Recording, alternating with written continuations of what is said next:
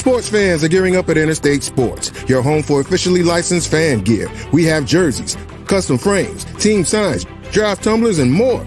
For every sports fan's needs, visit interstatesportsgifts.com. Welcome to Coach Hayes Football Live. He can talk about anything from high school to the pros. This guy knows the game, so you better not be half-stepping. I can guarantee you most of the audience is going to agree with me before they agree with you.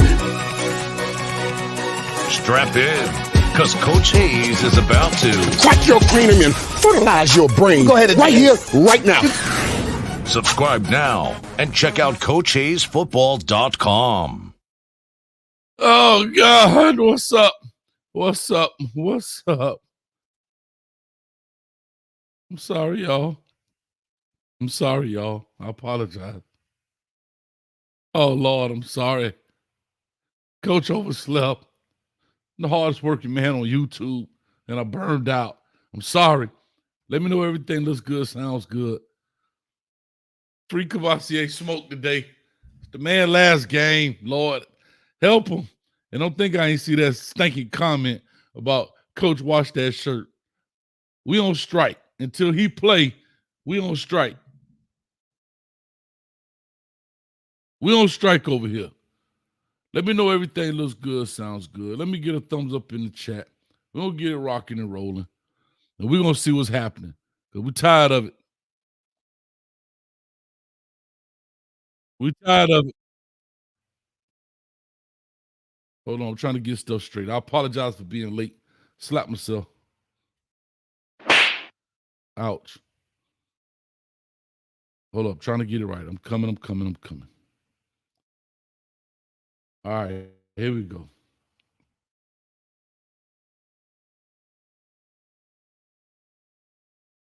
All right, everything looks good. All right, LMV, I see you in the building. Appreciate you. All right, let's get this thing going. Let me see. We ain't got to lie. We see that haircut. You missed the night shift. We was on the night shift last night. I did that before the night shift. So guess what? I went right in the barbershop. That's in the bathroom. Got to work and made it happen. All right. So I appreciate it. Shout out to Augusta Kane, Northern Vikings. Hey, Vikes, yo. Y'all see that helmet right there? That's an old Northern Viking helmet right there from my last year. They all signed it. Shout out to Northern Vikings out of Miami, beating Miami Central, making it happen. All right. Let me see here. Let me go through a couple of these people. Matter of fact, let me go ahead and open this up now. Let people talk about it. I know everybody want to talk about Colorado Buffaloes versus the Utah Utes. Supposed to be a tough. We're going to see what's up. Colorado got a tough game ahead of them. All right. I see a lot of people came in. Coach, you overslept. Yeah, I overslept. Homestead made it IMAX. All right. Homestead still in it.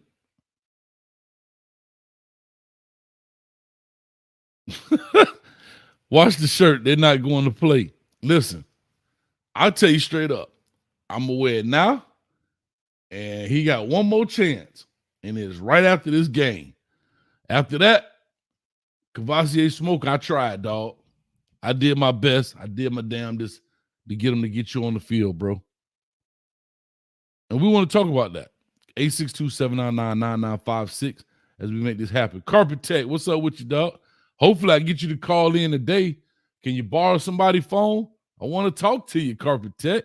This is the last game. Come on, man. You used to call in all the time. It was all good just a week ago. Isn't that what Too Short say? Huh? I don't even hear from you no more, man. Carpet Tech, I need to talk to you. But anyway, let's talk about these Colorado Buffaloes versus the Utah Utes. Trying to pull up this stuff, man. A little disheveled, but we'll be all right, man. We'll make it happen. I tried, y'all. Big Wig Clean, the Homestead Bronco, they made it, huh? All right, big shout out to them. Oh, my goodness.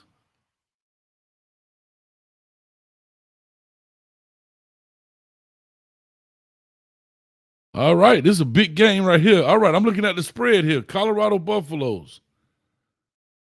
Yowzers. The spread is 20.5 right now. 20.5 right now. Yowzers. That's a big deal. That might be meaning that Shedeur may not be playing. I don't know. I don't claim to be an insider. I don't know. I didn't talk to anybody in the facility. Not asking. I'm just looking at this spread saying that may be a big indicator that Shedeur Sanders may not be playing. All right. Not really sure. And maybe you insiders in there can let me know. But hey, that's what it is, man.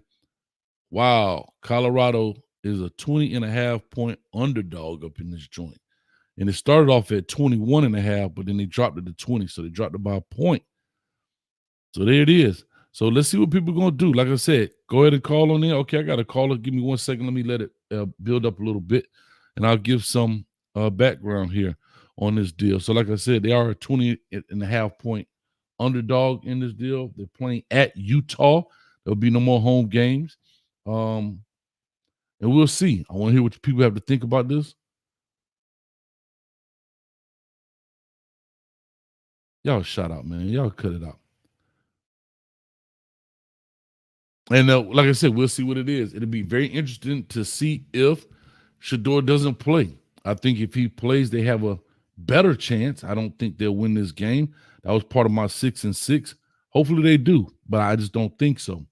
If he does not play, we'll find out. Would it be Ryan Staub? I forget the other gentleman's name, number 23, out there running the speed option. I don't know. It'd be very interesting to find out. I would love to hear from the people, talk about it. We're not going to be on here that long for the pregame show anyway, just because it is what it is, man. A lot of people want to see the post game anyway. And out there on the Cali side, what is it? Just turned 8:45 in the morning. So that's what we're talking about. But anyway, let's go ahead and get into it. Let me take this first caller right here. 4272. Caller, talk to us. Give us your name. Where you calling from? Coach, what's up, man? It's Carpet Tech. Oh, yeah, Carpet Tech. Boy, matter of fact, can I get a round of applause for Carpet Tech, please?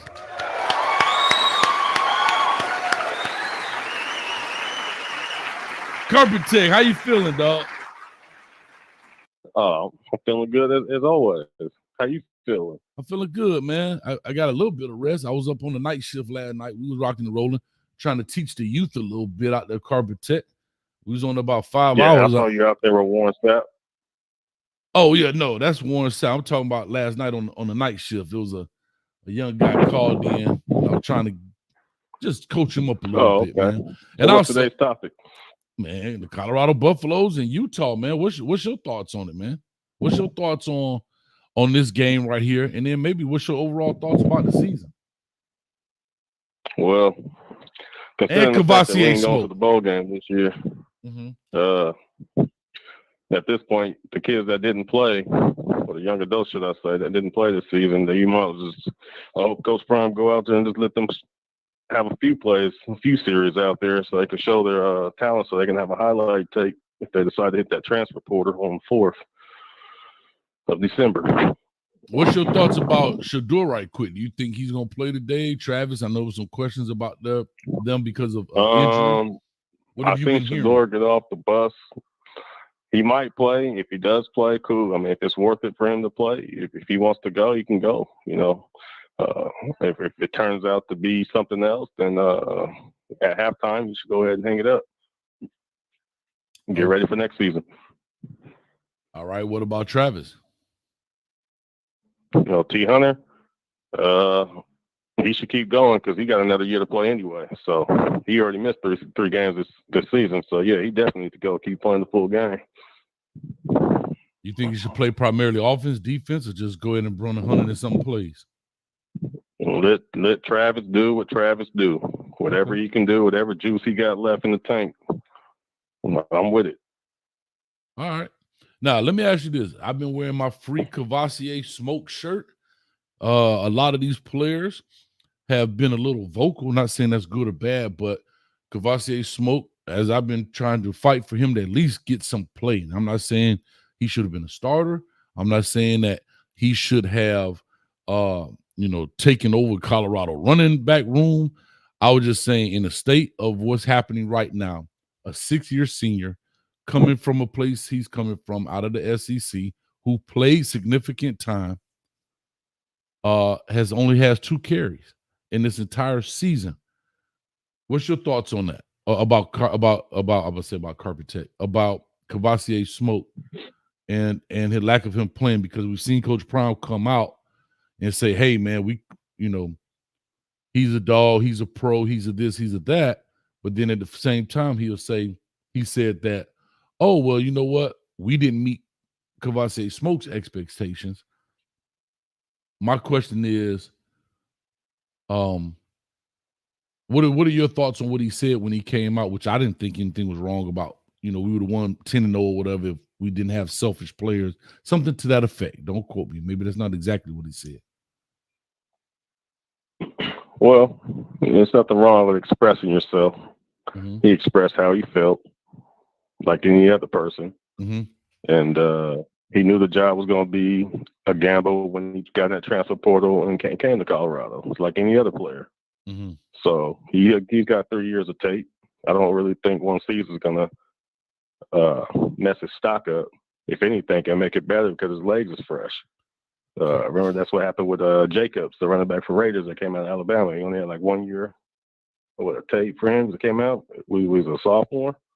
So the way I see it is, hey, it is what it is.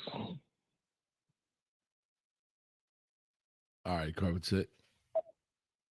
All right, I understand. Okay, so then, why do you think he didn't get any play? I'm just asking you as a fan. Why do you think a kid, like I said, that plays significant time, he has a resume at the running back position, why don't you think he got significant playing time, especially in the state of the way the running game was? Well, for one, he's got a lot of competitors around him. I mean, he's got Hankerson out there. You got Alton out there. He's got a lot of dogs. He's competing with a lot of cats. I mean, he's not a power back. He's not a big guy. He's a solid guy. I'll take Hankerson over him, over Smoke. I mean, I ain't got nothing against Smoke, but Hankerson looked pretty good out there. Would you agree? Yeah, but he didn't hardly play either until these last couple of weeks. But there's a lot of running backs back there. It's like 4 or 5 running backs back there. We can't get everybody the ball. And based off how we're playing this season, we're trying to win the game. So it's not even about who's getting the ball. We're trying to win. Okay. I'm with you. I just was wondering. Okay. So why don't you think they ran the ball more? Well, for one, it starts with the trenches in the O-line. Mm-hmm. Last time I checked, and we can't stop our D linemen. We're outnumbered. We don't have enough depth. So that being said, we'll fix it next season, and we'll take it from there. You said the D lineman or the O lineman? Both. Right, but I'm saying Colorado kind of abandoned the running game, which I still think, believe this or not, as I do the good, bad, and uglies, I still think they can run the ball. Right, may not be what they think they can, as people look at it, but when I watch them, yeah, you're going to take some TFL, some tackles for loss. But like I said, hell, Emmitt Smith took a tackle for loss. Barry Sanders took a tackle for loss. Adrian Peterson had a tackle for loss. But I don't think when you take the 1 or 2 of them, you now, I'm gonna just call it abandon it. I think, you got to kind of stick with it, right? And not saying it's got to be your bread and butter, but if I look at offense and I break it down percentage wise, out of 70 plays, right? Let's say you run 70 plays and you ran the ball 9 times. I mean, we talking to what? 12%, 13% of your offense? So for argument's sake, 85, 15. Remember, Coach Prime went with Sean Lewis, Kent State offense. That offensive schemes that he runs is mainly passing. It's 75% passing. So, he didn't even have any tight ends like that passing in Kent State. So his game plan didn't work. So now we have to switch it up.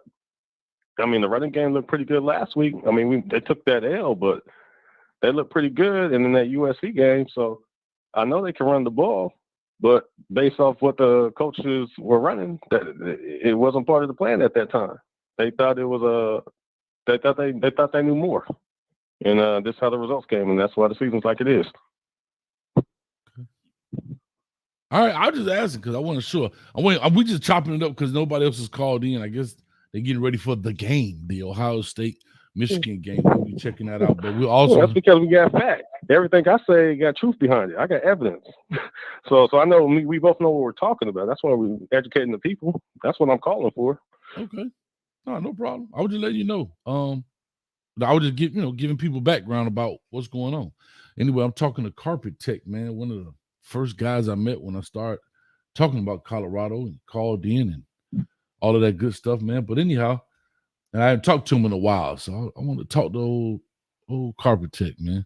Let me ask you this on the flip side. Let's talk a little defense, man. Oh, no, let me ask you about Sean Lewis. You brought up Sean Lewis. You think he should have been fired? Oh, I'm sorry, demoted. No. Or he was demoted. He wasn't fired. I apologize. I don't think so. Yeah. He but on the question, I don't think he should have been. See, the thing is, the standard is the standard. Like Coach Prime said, the object was to win, at least get to a bowl game.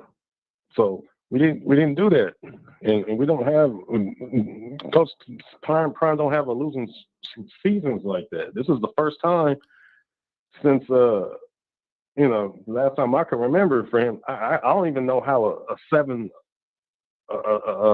4-7 record looked like. I ain't never lost that. I only lost 2 games in my record in my whole career, from track to the baseball, basketball, football. I don't know how that feels, but the standard is the standard. So he didn't meet it, so that's why the switch came. Hopefully Byron Leftwich get in the next season. Okay. So then let's talk about standards, right?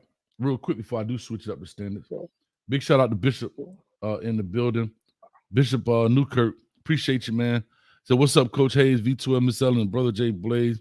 Been a member for 3 months. Appreciate it. And also, Big Wick Cleaning for the $4.99. Free him for what, Coach? They only run the ball 9 times.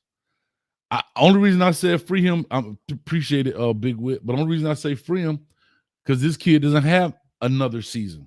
This is it. And I just feel that, this is me personally thinking, a young man that left a program, comes to Colorado, and especially the state in which he's in, I believe, in my personal opinion, if he has not done anything off the field, which apparently doesn't sound like it, because he keeps getting endorsed by the head coach. I think 4 or 5 weeks ago, they asked about him in the press conference. He said he was a dog. He just said last press conference that yada, yada, yada. So I feel personally, my personal opinion is that the young man should at least have some carries. I'm not saying what he's going to do with those carries, but that's my thing. So thanks, Big Will Clean.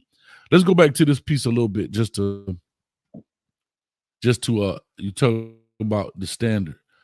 So defensively, what do you think from a defensive standpoint? I mean, Charles Kelly's, I think their defense is ranked 128 out of 130, somewhere around there.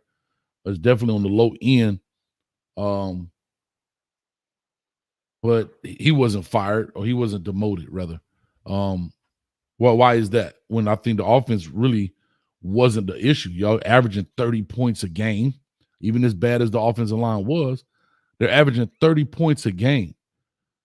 And you got over a 2,500 yard passer, and so forth and so on. Okay, well, Coach, don't try to play like college play defense. Them days is over. Them Sean Taylor days is over.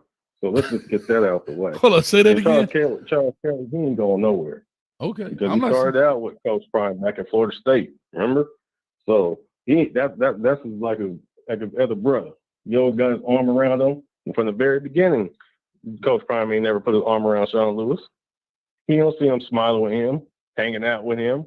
You don't see that. It's all business. And in that business trip, he failed in his eyes. So it is what it is. Okay, I'm just asking because we talk about the standard. So So the friendship is more important than the standard. Is that what you're saying? No, Charles Kelly knows what he's doing. He just needs to be lineman. Charles Kelly get a pass this year. Now, next year, if this happens next year, I mean, it is what it is, but they don't play. The fans want to see points on the board. You know that. So if they don't play defense in college. They arm tackle. So, it's always, you can't get on the defense. If you're going to speak about Colorado, you want to speak about all the college football teams. Yeah, but y'all scoring 30 points a game. You don't think that's sufficient? I mean, of course, you always want to score more, but I mean, you're averaging 30 points a game. That's okay. We'll give them a pass this season. It was an experiment. No, I'm saying offensively, y'all was scoring 30 points a game. Right. But that's my point. We fought. You demote the guy. Yeah, but you demote the guy. Like, for example, Stanford game. Do you think that was a demoting on that 4-4? It's already, the season's already over. Like, how many games you want them to lose at that point? No. Every time Shedeur gets in the game, it don't matter what Sean Lewis. He go in there and call whatever he call. Shedeur, if he changes the play in his own mindset and he's still stuck in neutral, we got a problem. At that point, it don't matter. It's just business. No, I'm with you. Listen, I don't care if Sean Lewis got demoted, promoted, fired, or whatever. I'm just trying to understand why. And I know there are a lot of people who are insiders and a lot of people who talk to other people in the program, and I just didn't think it was warranted, by my opinion. You guys scoring points, and like, for example, the Stanford game. Everybody blames Sean Lewis for the Stanford game, and I'm just not understanding why. It's because he didn't put up more points like he did the first half. That's why. How do you come out 29-0 and then we get the ball back at halftime? You still can't even score down the field? Like, come on. But that same thing is you was up 29-0 in the second half. You let a team score 46 points. But our defense, we ain't got no D linemen to hold it down. Just like we don't got no R linemen to hold it down. We only got the only little juice we got. That's all we got. And that's my point. Like, both guys are deficient at a particular position. But I'm gonna give this dude the axe. I'll just ask a question. I just ask. I don't want no problems, Carpenter. Yeah, I'm with you. Now we educating the people. It don't matter. I'm Seminoles all day. Let's not get it twisted now. We got our own problem. Yeah, you're a Seminole? You're a Seminole, dude? That's another topic. Oh, my God. He said, I'm a Seminole all day. Oh, my gosh, boy. Y'all cats, boy. I hear you. Well, because I'm a Coach Prime fan, and if anybody knows Coach Prime, it starts with Florida State. I don't care what he tell you. It starts with Bobby Bowden and all of them. That's where you got that cowboy hat from. That's where it starts from. Oh, God. Carpenter, I love it, man. Anyway, real quick, Bishop Newkirk, gumbo is fire. Oxtail stew is on. I love it, man. Thank you for the dono, man. Appreciate it, brother. Thank you for the 333. Oh, yeah, anytime, man. Phone call or what? All right, man. Well, I got a couple more people that have jumped in. I'm not going to stay on here long. We're definitely going to do a post game, but Carver Tech, don't be a stranger, man. I'll see you right at the end of this game. Oh, man, and guess what? Man. Guess talking what? About something, I'll come in and educate everybody. If I see that headline on that YouTube on that cell phone and ain't seeing what I want to see, then it is what it is. You know how to call me again. I hear you, brother. You're more than welcome to call anytime, anywhere. It's all good, man. Like I said, we'll definitely be in the building, man. Okay, man. Hey, can I get a free Cavassier smoke for you, Lee? Free Cavassier smoke. Free Cavassier smoke. Can we get a free Cavassier smoke for you, Dip? That you looking to hear? Huh? What are you looking to hear? What do you want me to say? I just said it. Can I get a free Cavassier smoke before you leave? Can I get a? No? I understand. I just asked. My bad. Coach, you got me getting up out the bed, and you over here talking about what you want to repeat what you're saying? Free Cavassier smoke? That's what you want me to say? No, I'm asking. I was asking, can I get a free Cavassier smoke before you leave? But if you don't want to say it, it's okay. Free Cavassier smoke. Yeah, I just said it twice. All right, I was just asking, dog. Yeah. Oh, yeah, most definitely. Yeah, you ain't never did nothing like that. You okay today? Yeah, I just want to see the young man play, dog. I'm a player fanatic. Okay. That's all. Yeah, I already caught on. Yeah, you ain't never did that before. No, okay. This is his last hurrah. This is literally his last game in college. So I just wanted to say, hey, can I? And you an influential guy, so I just want to say, hey, can I get? You know what I mean? It's like at the radio station. Hey, man, what's the #1 radio station out there? You I say your got name. you. I got you. Yeah, Right. I got you. You want to Yeah, try it I got you. again? I did You want to try it it, again? Coach, so we good. You want to try it again? I'm right here. All right. I Hey, might call man, back in. I'm on here with Carpet Tech, man. Appreciate it, man. Hey, before you go, man, can I get a free Cavassier smoke? A free Tabasco smoke, man. There you go. Appreciate it, dog. Thanks, Carpet Tech. I'll be seeing you around. Oh, God, I love it. 3338 coming to you. Call and talk to us. Give us your name, where you calling from. Zach, boy, I don't know run from this smoke. I ain't never running from it. You know what? I remember the number, Zach. I was just talking about it. You know what, Zach? I thought about our conversation last night, and I think I was getting through to you, Zach. I really do. I know you don't understand all of it right now, and one day you will, but that's a call for another day, man. What's up with you, brother? How you feeling, man? I'm feeling great, man. You know, it's Colorado Day, man. It's Colorado Day, man. All right, so what's your thoughts about the game? I just wanted to say one thing. You know, a lot of this, you know, we've been losing and all this, man. You know, people don't understand. Us losing Travis that game was very detrimental.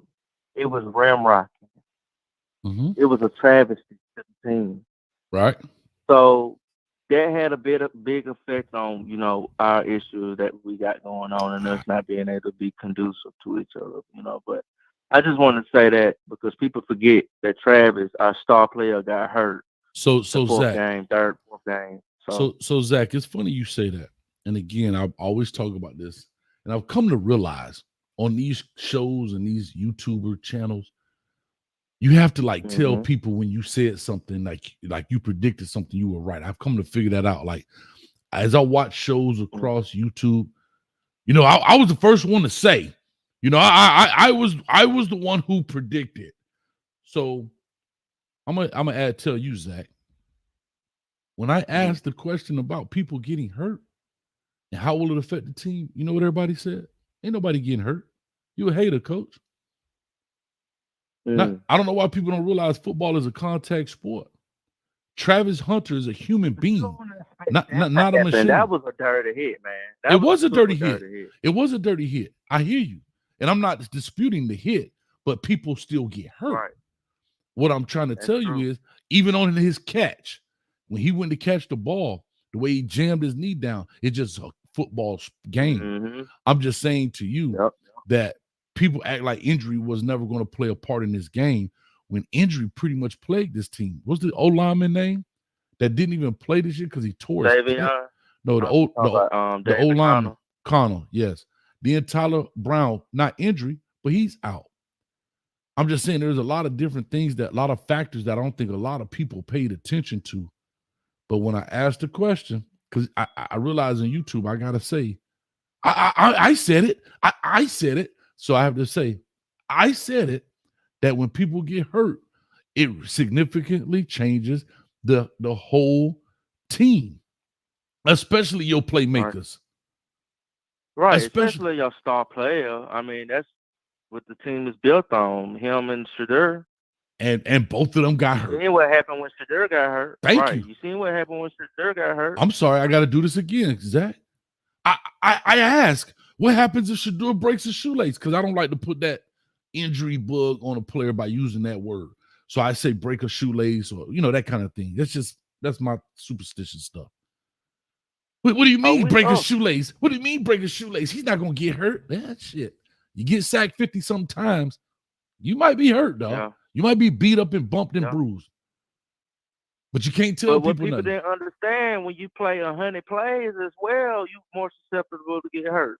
Thank you, brother. I'm glad you said that. These are the things I'm talking about, Zach. But when you talk to these people, they think these people, I'm telling you, I'm going to call them super fans. People got mad because I called them a cult. People get mad because I said cult mentality. So these super duper ooper fans think these players are robots. They think it's like Madden. You just press reset and the players come back up and they just spawn a new player and you just keep going. These are human beings, dog. That's true. These human beings. Then think about the play Shador got hurt on. Think about the play Shador got hurt on. The ball hit him in the get right. He fall down and he twists his ankle. Now all the hits that he's taking. Think about out of all the hits he's taking, Zach. That's the one he gets hurt on because he's a human being, dog.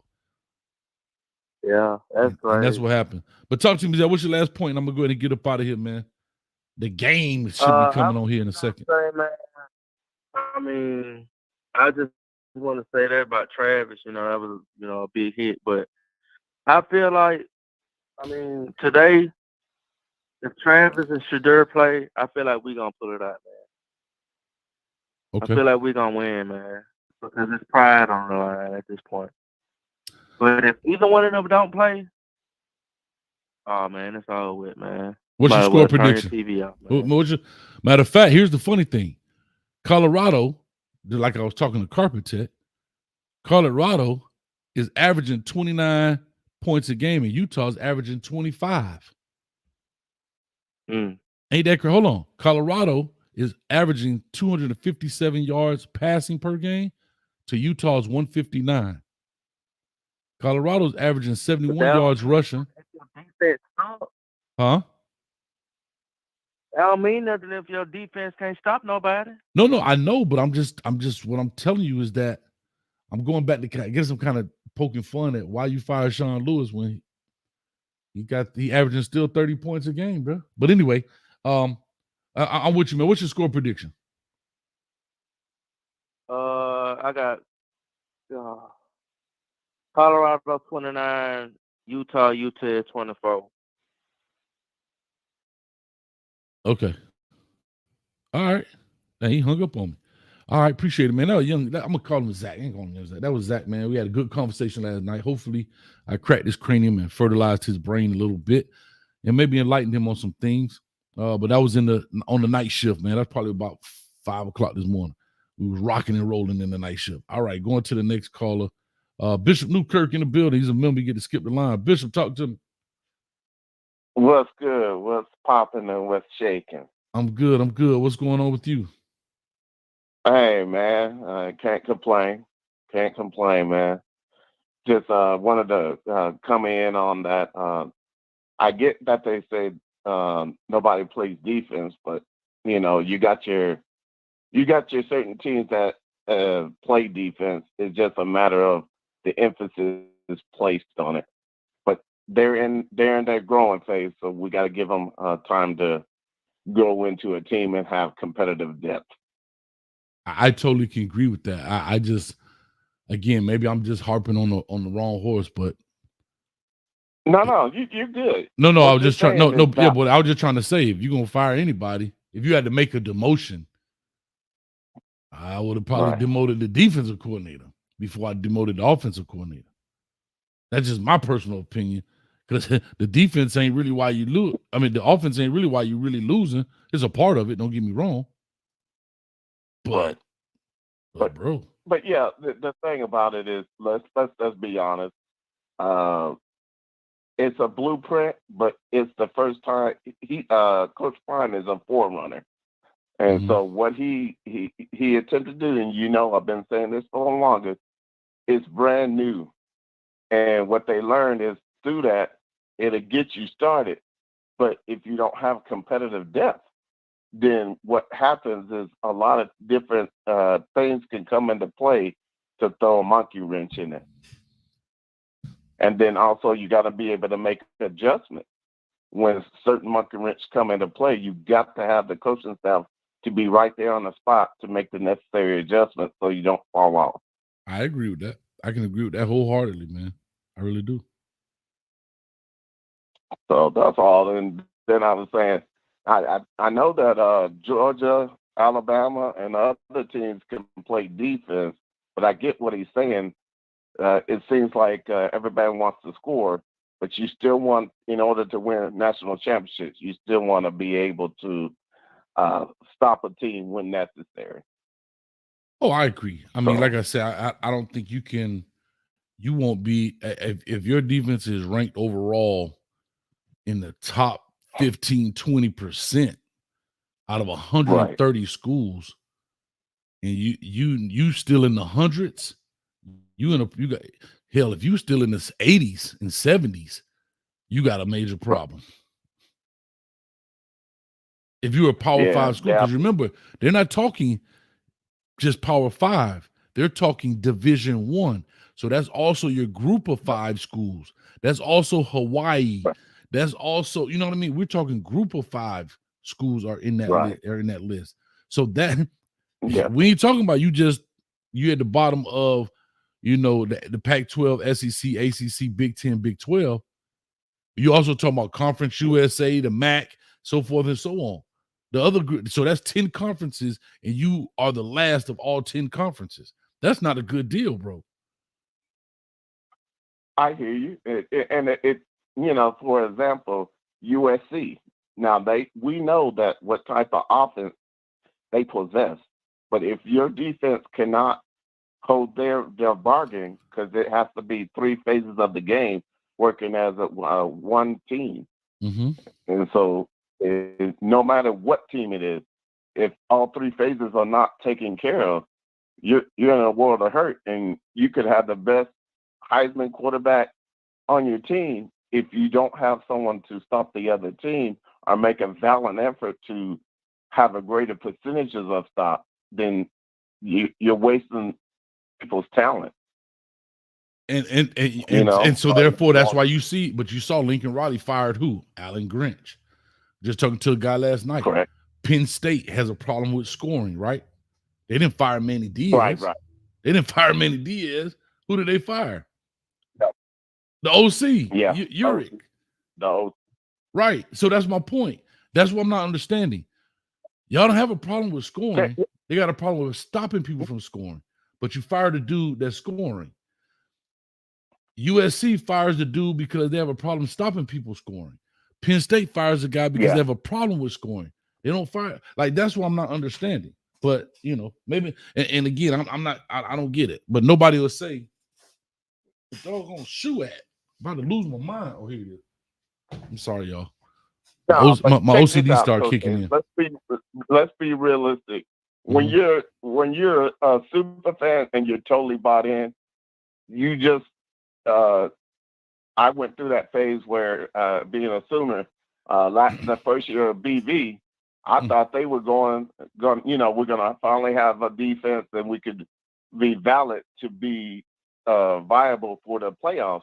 But understand, he had to tear it down to the studs. And then in the second year, we're showing improvement, but we're still not there yet. Right. But it's a process. But the thing is you got to make the right decisions in that process. Correct. I agree with you, man.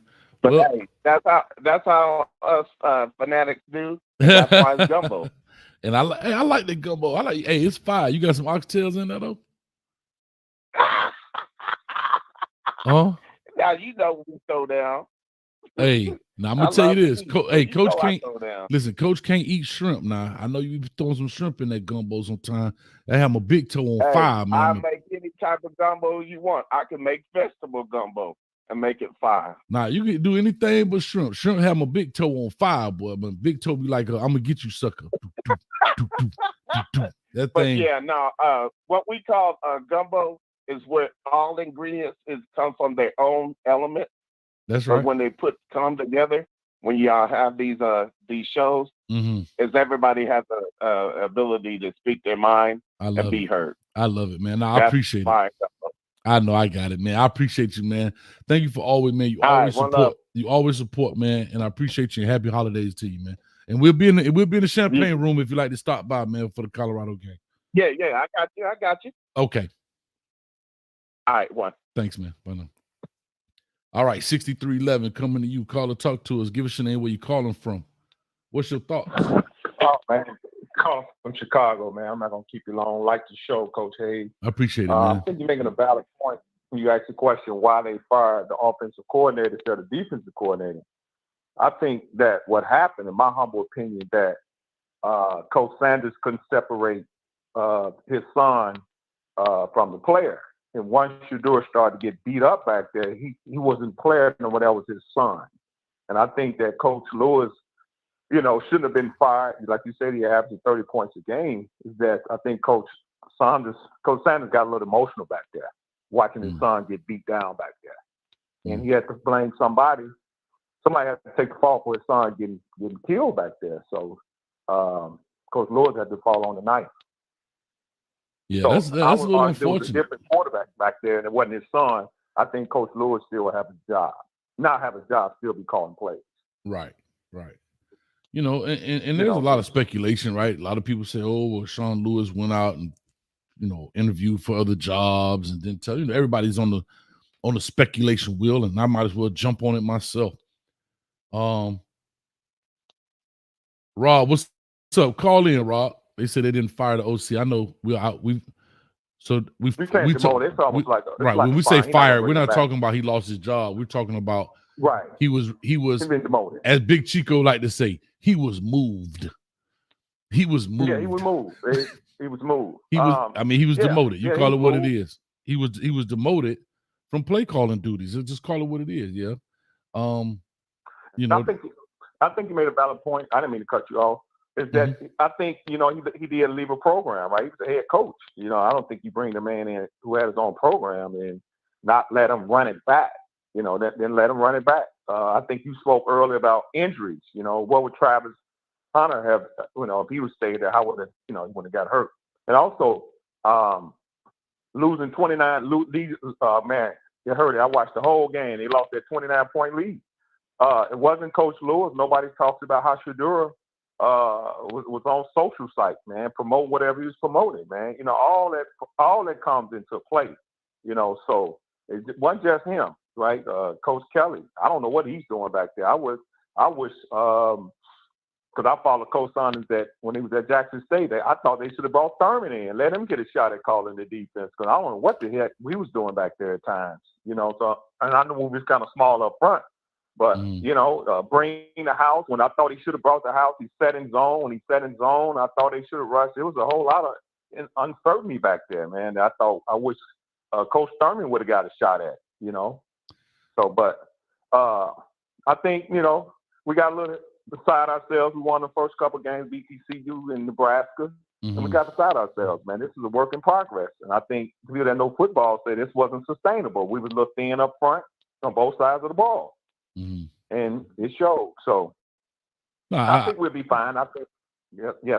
No, I'm saying, no, I'm with you. I totally agree. I think that, okay. Rob says, he says he can't call in. If y'all don't know Rob the Man Media, baby. I don't know why I like to say that part. That's funny. I guess it's like Lil Wayne. Please say the baby. But anyway, Rob the Man Media, baby. He has his own channel. I think Ellen Authority. Oh, God, dog, this girl fast, man. She already put it in the chat. Y'all make sure y'all go like, subscribe.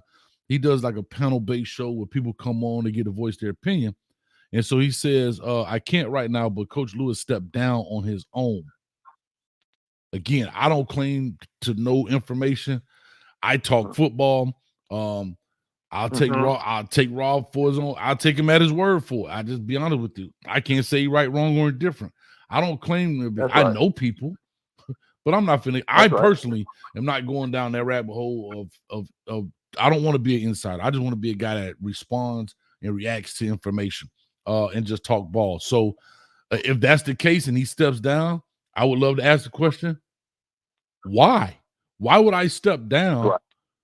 When I'm putting up 30 points a game, why would I step down? Or was it one of those situations like, how they tell you either resign or get fired? Well, I'll just resign.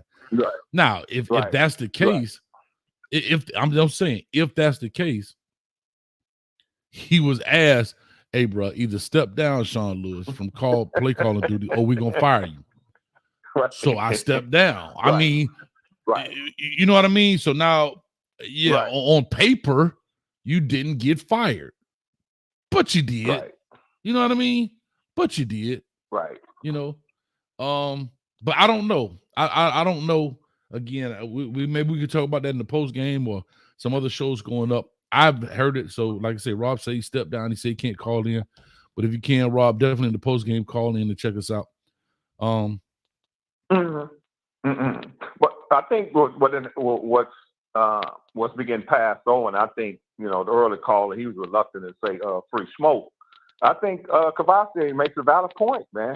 I think it was some selfishness going on in that team. And I think that everybody knows. I think he's saying what I was saying. I think we know who he's talking about. Let's make no mistakes about it. I don't think he'll say selfishness coming from a guy who ain't playing. Yeah, I'll say this. I don't. Okay. His comment. And here's what's funny, right? And this is where people have to understand coach speak. So when Coach Prime was asked about Kavasi Smoke's comment, and he turned, he was like, "What comment? What did he say? What did he do? What happened?" As if he didn't know, as if he had never heard that before.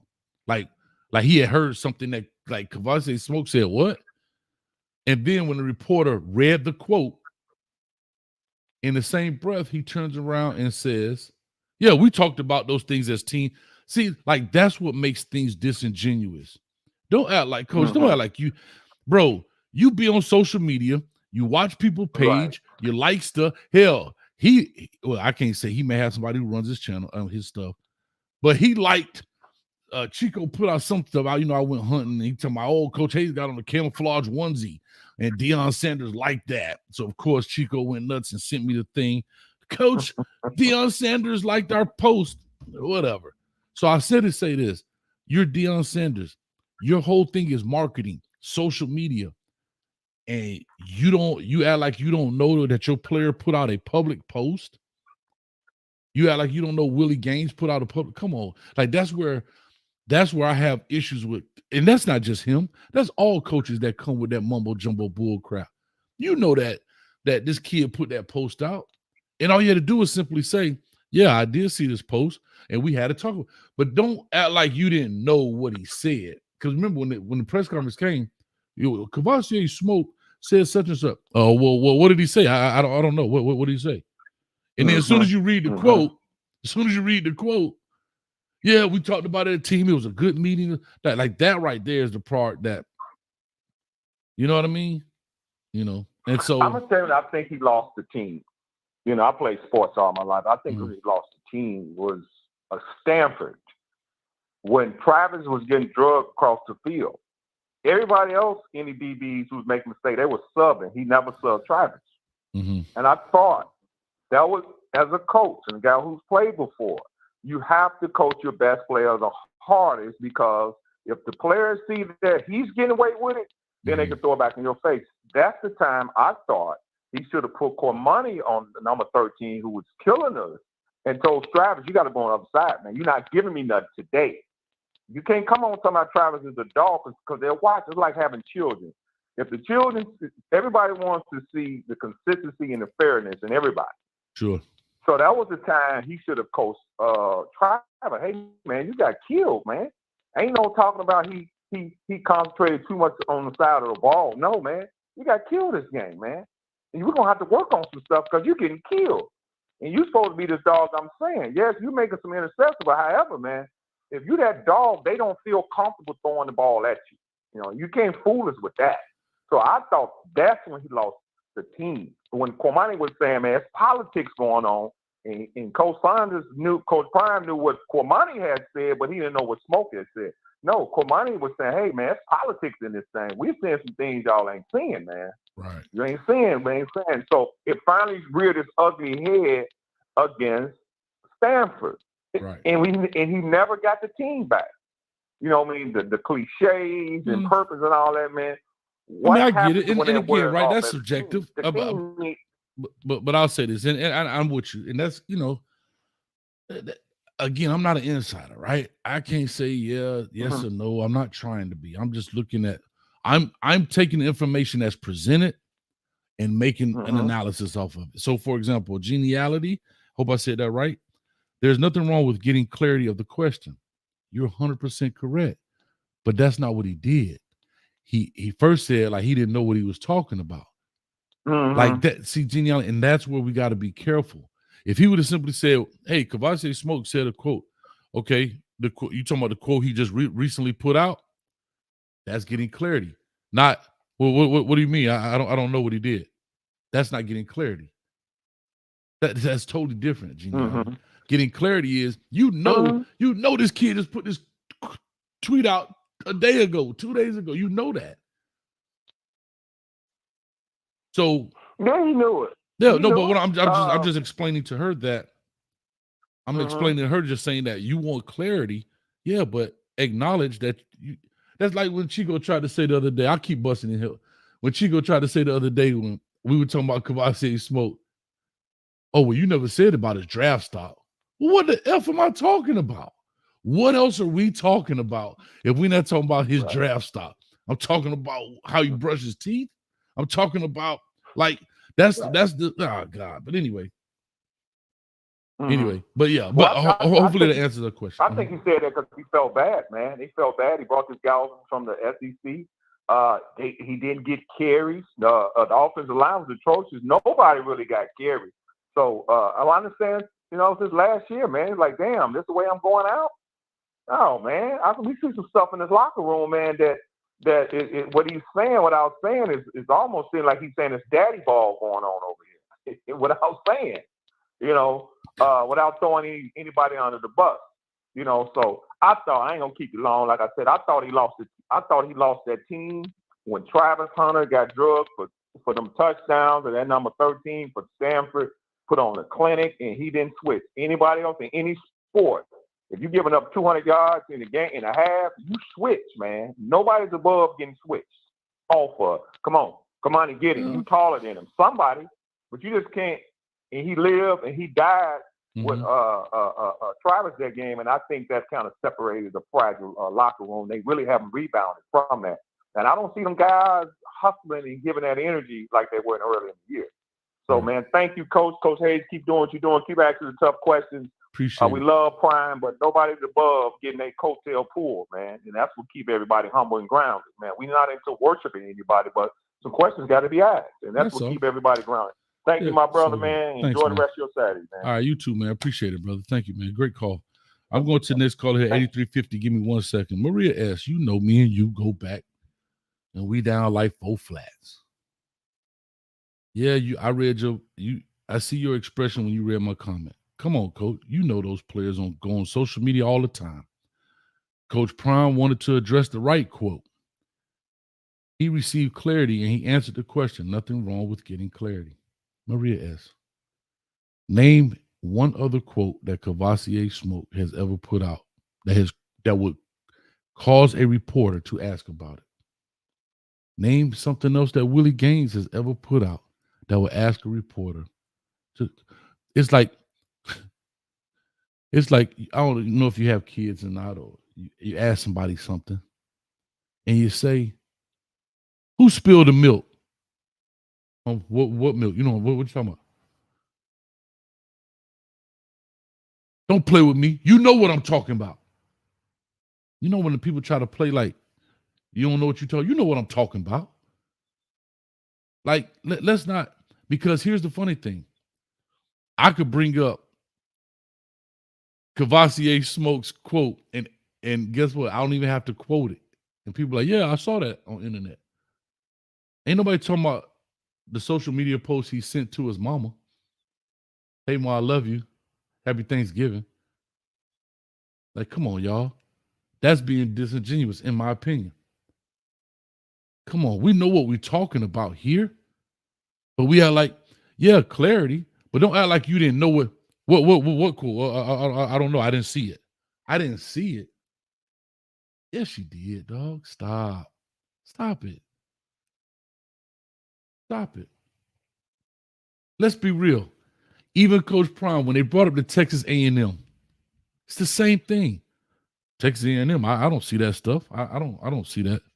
Bro, yes, you do. Now, you may not want to entertain it, but don't act like everybody and their mama has talked about when Texas A&M fired Jimbo Fisher. Coach Prime going, you in the social media business, and you going to say you don't see that people are talking about you going to Texas A&M? Now, he can simply say, yeah, I saw those things, man. Listen, them reports, I have nothing to do with. But don't act like you, man. I don't pay attention. I don't even know what you're talking about. I ain't never seen it. Come on, stop it, coach. Stop. Like, that's what I'm saying. Let's just call it what it is. Like, come on. That's all I'm saying.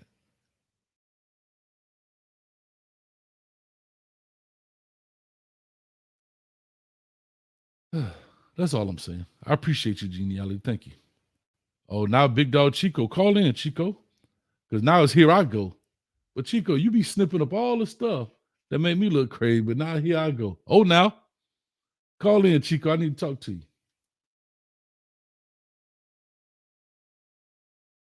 8350. Here I go. Hey, happy holidays, brother, to you and your loved ones. Thank you. Who am I speaking with, man?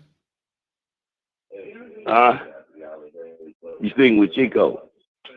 Nah, this ain't Chico, man. Cut your TV down a little bit. Okay, man. Yeah, this Chico, bro. Man, come on. For sure. Oh, Lord. I got you. I'm just gonna say it like this, bro. Deion didn't know what he was doing this year. The fact is, he didn't play the players like he should have played, man. We had some real dogs here. There's some real running backs, man. You know, and I feel bad for Kabasier Smoke.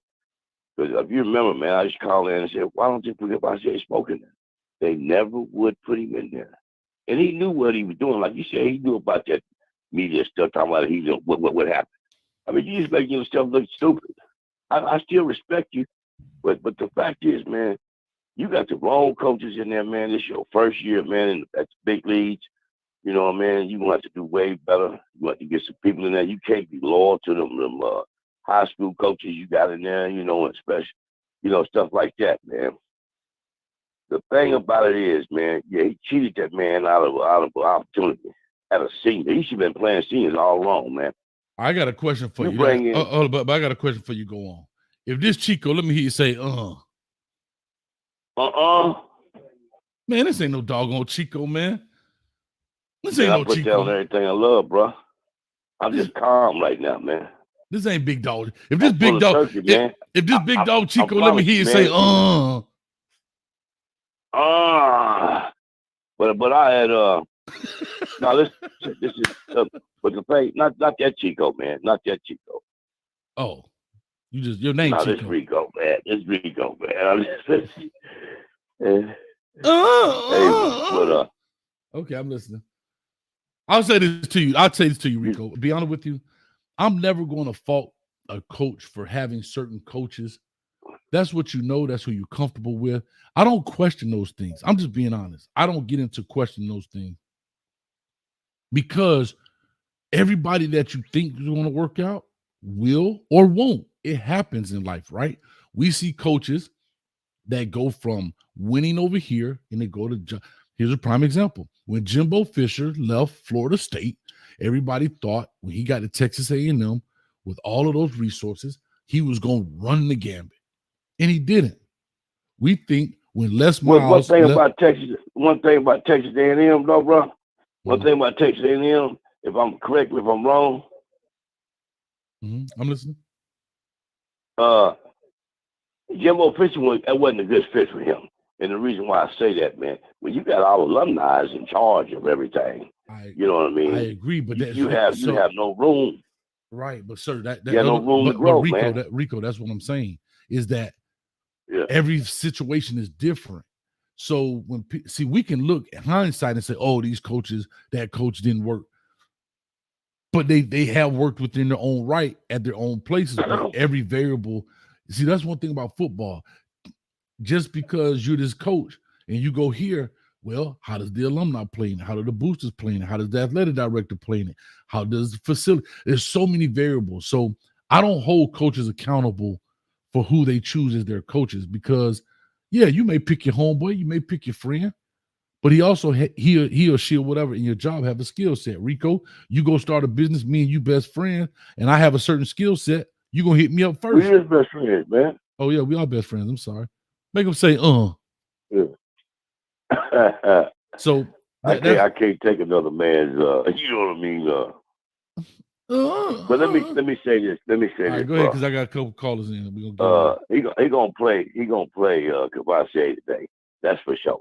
And but you know what, Cavassier. I mean, the thing about it is, man, you got to get rid of some of them coaches, man. It ain't personal, man. It's just business, man. That's what he got to tell them, man. He don't. I already see that they don't have the coaching staff, man. You know what I mean? Because you are learning something as you grow into your college career. But you got to pay attention to detail, man. As a coach, man, you can't have favoritism with little Edwards. Edwards is not a running back. He don't know how to joke. He don't know how to do nothing, man. I can go out there and do the same thing. I'm 60 years old. You know what I mean? But the thing about it is, you got to use him as on special teams, man. Run him up. You know what I'm saying? Make him a slot receiver. He can only turn, but he can't juke nothing. You know what I mean? And that was a waste, man, of his running backs, man. You got big boys in there know how to juke everything. This dude weighed 160. If anything, make him a little old lightweight slot wide receiver. That's all he was doing. That's all he could do. Well, But I like pray I said, that that's next year. subjective. That to me, that's subjective. But I'm with you, man. I'm with you. I got to push on Rico, man. You over Okay, there? brother. God bless you, man. Thank you, for man. giving We'll me be the here for the opportunity, post game, man. Anytime, man. We'll post game right afterwards, man. All right, bro. All right. Sure. Yeah, thanks. Real quick, Viral Authority says nobody more critical on black people than other black people. I guess I can hear that. The question is it constructive criticism, right? Or is you trying to tear somebody down? I totally understand. If you take this as trying to, I'm only assuming that you're saying about me. You may be speaking about somebody else. I don't know. But if you take this as a teardown, then that's further from the truth.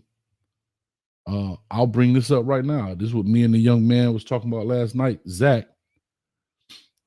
For people who make comments like Viral Authority, which I understand, I get it.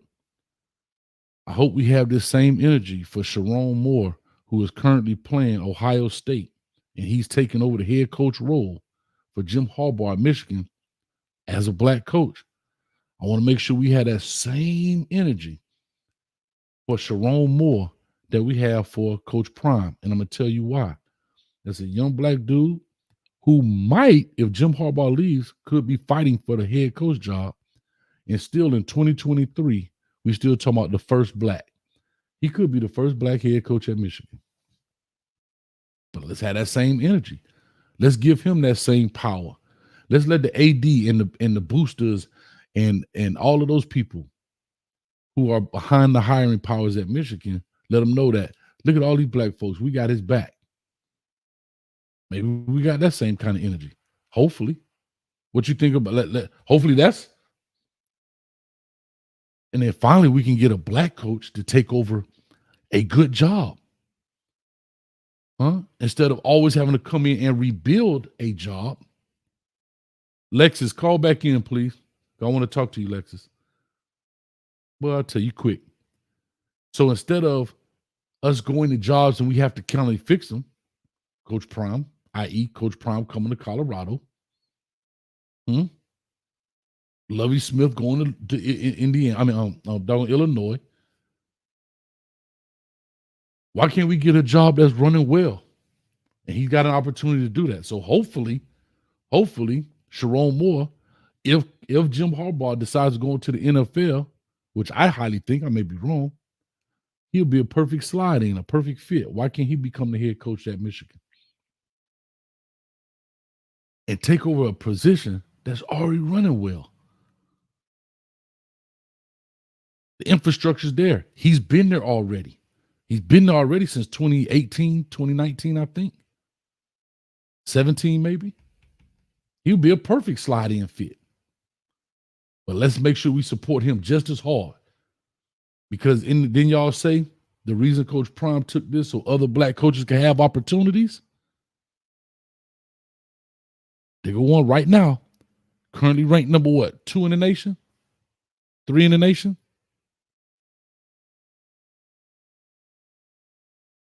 Come on. Come on, y'all. Let's support that dude. Anyway, Lexus, if you don't mind, I want to take this other caller because I want to make you the last caller so we can really have a conversation. And I'm going to agree to lock it right here. 9249. Caller, talk to us. Give us your name. Where you calling from? What's up, Hayes? This is Jamie from South Carolina. What's you know going who on, this is, J Hood. Yeah, yes. What's going on, man? What's going on, brother, man? Yeah. Hey, I always listen to you, man. Thank you, man. Remember last time I talked to you? Man, let's give the man a break and let's see what's going on. I know that things don't look good. I look at it. Mm-hmm. There's a lot of stuff. They're having a lot of coach error. But, Deontay, a bottom of the team, like you said. Right. And he made them irrelevant again. The last time I know that Colorado, anybody talk about Colorado, I was in the 9th grade. Really talk about it. I'm for real, and I'm 46 years old. I understand. And, he might be getting stuff right. That's just like a baby. When a baby starts walking, he falls. I agree. That we gonna be, it's some worse program out there that we not giving heat to. There's a lot of worse ones, even in his conference. Even some of the teams that beat him got it worse. You know what I'm saying? But I understand you critique. That's your job. You are analyst. You put the seeds. I mean, I'm not knocking for what you think. There's a lot of stuff that I see he can do better. But you have to realize he had to take shit to turn it into chicken. I agree. I'm not disputing that one bit. That guy worked hard. He walking with 8 toes out there, limping and stuff. I mean, he gave a lot of people opportunity. Think about this. Them kids that we seen should have did this and should have did that, should have did that. You know why they came to Deion? Because if they would have went to any other Power 5 team, they wouldn't even get to play. Not right now. I agree. Yeah, how good you was in high school. You might would have sit down for 2 years before, because you got Alabama, Georgia, different other places. That's why Deion giving these kids an opportunity to get out and shine early, right out of high school. Think about it, if he would have went to Michigan, Travis might would have come off the grip. But McLean, the rest of these guys, they wouldn't get no playing time. That's why someone went over there, because they wasn't getting no playing time. You feel me? So, I agree. I don't disagree with one thing you've said so far. We can be critical on our own selves so bad, but sometimes, like you saying, you're not being critical on him by this. You just critiquing where he can do better. But you never know what might happen in the next 2 or 3 years. This team was trash. I get it, bro. I'm like Bubba. That's not. Like Bubba. Mm-hmm. That team was trash, and you know that. But listen, so that's never been. Can I be honest with you? I'm not questioning the 4. Hell, I said 6-6 to be honest, and I'm cool with that. The fact that they're 4-8, I'm okay with that. I really am. I'm okay with that. I be honest. I don't even have any qualms about what they're saying. I'm just saying, like you said, if certain guys came over there to play, I think the only thing that I'm really super critical about, maybe because the whole selling point is about these kids and their opportunities. And a kid, I don't know why I'm stuck on this Cavassier Smoke young man, but I'm looking at a kid who could have gone to a group of 5. He may not another Power 5. He could have gone anywhere and played with his resume, and he comes here and he doesn't.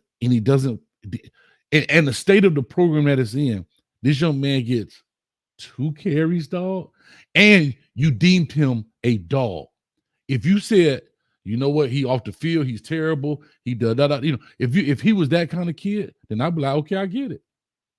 But you just came out again and say he's a pro, he's done everything, blah blah blah, and so therefore I'm not understanding why he can't. I just don't understand why he doesn't have an opportunity. But I got to push on. Go ahead, real quick, and then we'll go from there. I'm gonna go ahead and say one more thing. I understand exactly what you said, but if Smoke would have went someplace else, he maybe would have got playing time. But what are you running behind when the damn line look like get pushed back like a dog? Oh shoot, man, where you gonna run? Where you gonna run? It doesn't matter. When you got other people running, let me try. That's all I'm saying. I came here for a chance. I get where you're coming from. What I'm saying is, Yeah. Right? Even the dudes on the 0-10 team in high school, they still want to play.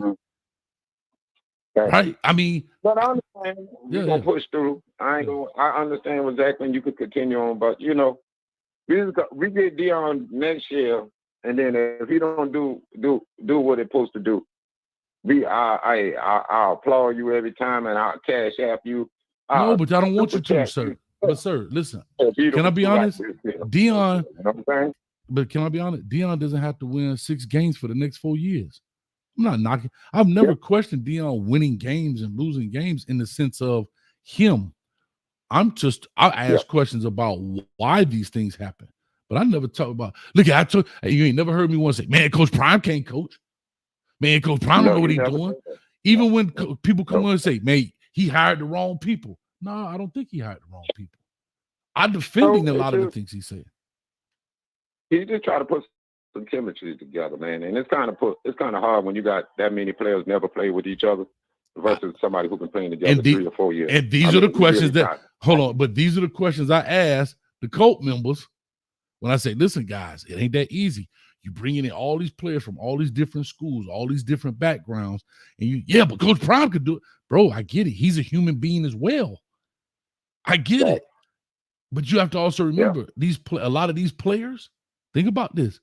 These players that he's coaching today, they never saw him play. No, they were babies. They never. They were babies. So you know what I mean? That's just like me right now. Man, Jim Brown I never saw Jim Brown play. I know who he is. I've seen his videos, but I didn't grow up in the Jim Brown era. Earl Campbell, I know who they are. I respect them for but so Deion Sanders is the same thing to these kids. They know who Deion Sanders is. They seen his video, but they didn't grow up watching Deion Sanders. We did. That's why we have such an affinity for him. Because Michael Jackson, people used to stand up and fall out because he stood still for 10 minutes. Oh, golly. And just fall out the chair. Because they grew up in the Michael Jackson era. You ask these kids now to watch a Michael Jackson video, that's the dude to do the moonwalk. I got you, Hayes. I'm gonna let you push through, man. Yeah, I gotta run. Keep up the good content. You know what I'm saying? You and Chico. He on here now. I'm finna call him now. He on here right now. I'm finna bring him on. Yeah, go get him. All right, man. All Hayes, right, brother. take. All right. Thanks, man. All right, coming up next, Big Dog Chico in the building. Hey, coming to the stage. Big Dog Chico, a.k.a. Cinnamon, coming to the stage. Shout out to Michigan up 7 right now. Sharon Moore, head coach. Man, I know this dude that just called me no damn Cinnamon, dog. Of all things. Coming to the stage, we got Cinnamon. We got Cinnamon coming to the stage. Big Dog Cinnamon. Chico Stick. I'm Cinnamon now. Oh, hold on. Don't think I ain't hear y'all call me Saucy Santana. Yeah, y'all thought I ain't know about all that. Yeah. That was your ringtone. You the one had the ringtone on and taking pictures with Saucy Santana shirts on and stuff. What are you talking about? Cinnamon. So now you want to call me Cinnamon? Okay. I called you Cinnamon, dog, because you called me Saucy Santana. Okay. Well, you're gonna be salty then. You're gonna be salty for real now. All right, talk to me. You got people calling up to your show. You paying people to call up to your show, acting like they me. You got Lil Dog Chico calling up. He can't even give you a you know what I'm saying? Hold on. This ain't hold on. This ain't Chico. It is Chico. Let me get it Let me say Now you get an O now. Oh, now we up in this thing to BIW to deal with Dubs. You already know what it is, man. East Coast, West Coast, worldwide, international player from the Himalayas. You feel me? Oh, now. All right, so talk to me, man. What's up, man? Just tell me that free Cavassier smoke shirt doesn't snap between the legs like a onesie. Just tell me that. Oh, no. Salty. It does snap. All right, so here we go. It snapped just like this. Actually, let this come out of your mouth. Uh-huh. I heard you pause. I heard you actually say that we should give the same energy to another coach because he's black. Is that what you're saying? No, so let me clarify. So all of the clarify people. Then. All right. So when I talk on here, there are a lot of people who are saying, Coach Hayes, why you critical of another black man? You're supposed to support Coach Prime because he's a black man. But hold on, you asked me to explain. Coach Hayes, why are you talking like this about a black man, a black man, a black man? That's their whole argument. And what I'm saying is we have a black man right now at Michigan who is playing in the game, as they call it, taking in as the interim head coach for Jim Harbaugh. But why are we not supporting that gentleman? Like I had another caller, maybe you weren't privy to, that was saying that Coach Prime is the only black coach that is right now the front runner to win a national championship. When you got James Franklin, who was just ranked number 6 at Penn State, you still got Mike Locksley at Maryland. You have a bunch of other black coaches, but I think they skip over the other black coaches and only think Coach Prime is like the Jackie Robinson of college football. And I'm trying to tell these fans that Coach Prime, yes, although he's a black coach, he ain't the only black coach in college football that you think can win a national championship. He can be one of them, but he ain't the only one. When you currently got, because the guy was like, well, name another coach that's closer. Well, Marcus Freeman at Notre Dame was ranked 20-something. Right now, like I say, James Franklin at the time was ranked 6th. So that's why I said what I said. So hopefully that's some clarification. But if not, then I don't know. Man, well, let me clarify this, man. You still wrong. Okay, talk to me. Still not getting it. Okay. You still thinking people are supporting Deion Sanders, prime time, Coach Prime, because he's black? I didn't say that. That's not what I said. You didn't listen. You sit here saying we should support the other coaches out there because they're black. We're missing out on the other coaches because other black coaches have a chance to win. When that we say this has to do with being black? Who brought in that? You didn't hear me. I just explained to you. There are so many people that come in here and say, Coach Hayes, Deion Sanders is a black coach. You shouldn't be talking because he's a black. Those are the people I'm talking to, Chico. You're telling you. The people saying what? You shouldn't be talking down on Coach No, Prime? I shouldn't criticize Coach Prime because he's a black coach. That's what I'm telling you. Oh, you should criticize him because he's a black coach. Yes. Oh, well, listen. I'm just saying. And it's real. Mm-hmm. I have no problem with some of the criticisms Coach Hayes brings about. Although the way he does it sometimes may seem like he's a jackleg snake oil salesman or a bootleg car salesman out there, used car salesman. Oh God. That's fine. He can say what he want to say, do what he want to do, live how he want to live, play how he want to play, like the MC Hammer song. But but listen, dog. Like I said, people get caught up same way when Dame Dash say something. You know, it might be some jewels in there. I'm not putting you on the same level as Dame, of course. But you just have to have a guy like me to corral Coach Hayes and bring him back in when he goes far left sometimes, far East Coast, hit the ball to the far corner of the field. You feel what I'm saying? So I don't think you should be lumping it all with the other coaches because it makes it seem like. No, that's how you interpret it because y'all have selective listening. I clearly said. I'm sitting here listening to you. Okay. And you're talking about the criticism of Coach Prime, right? Okay. Here's a perfect example. Viral authority. Okay. Yeah, I can hardly hear you either. Did you hear what I was responding? Do you know why I said what I said? Do you know what I was responding to? See, context matters. I don't know. Exactly. So that's why I'm asking you to explain and put it in the context because what I'm hearing, and it could be other people out there hearing the same thing, but I'm hearing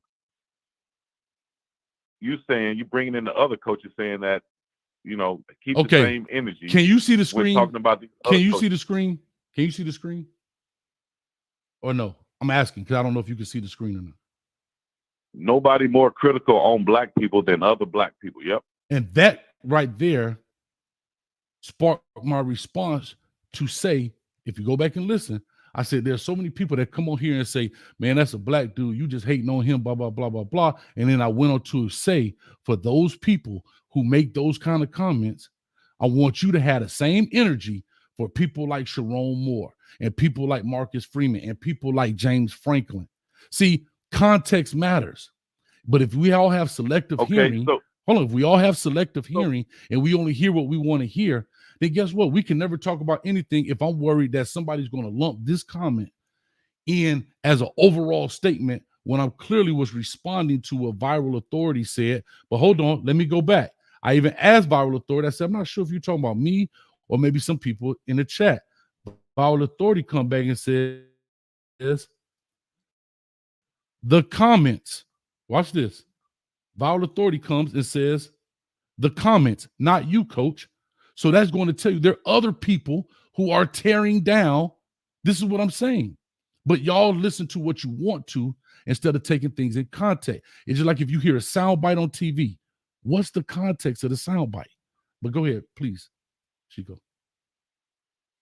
Okay, so within that context right there, you're telling those people like Viral Authority to keep the same energy when talking about other black coaches.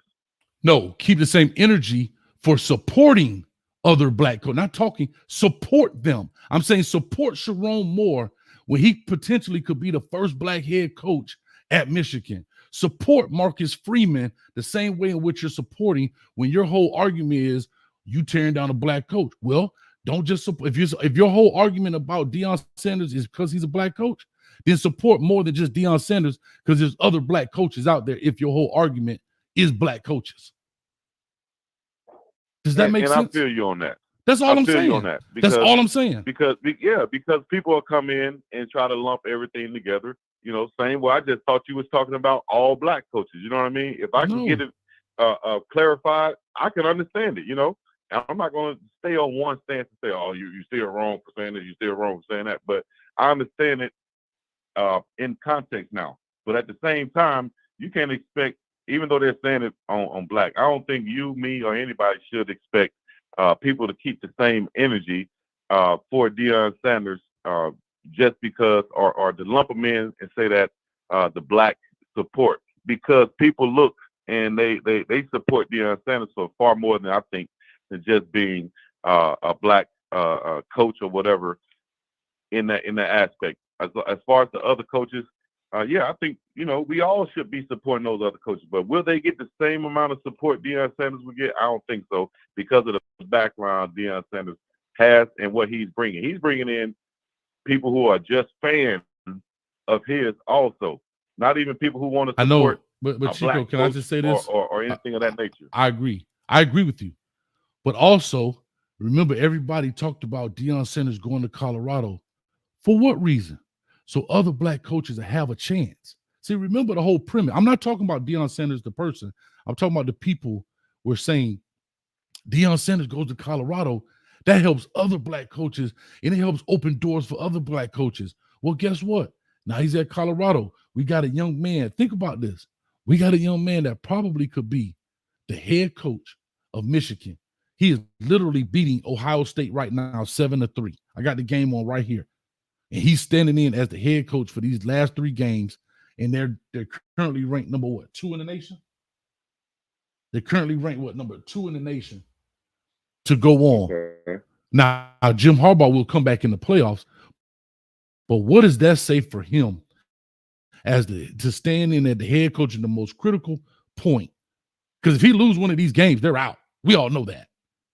So what I'm saying, it's a great, like you're saying, it's a great opportunity. Right. So what I'm saying is, based on that premise, but based on the premise of Deion Sanders coming to Colorado and opening these doors for other coaches, I'm just saying, in context, we should be supporting this dude wholeheartedly because he is the epitome of what people want Coach Prime to stand for by opening doors for other black coaches. Right. I can feel you on that.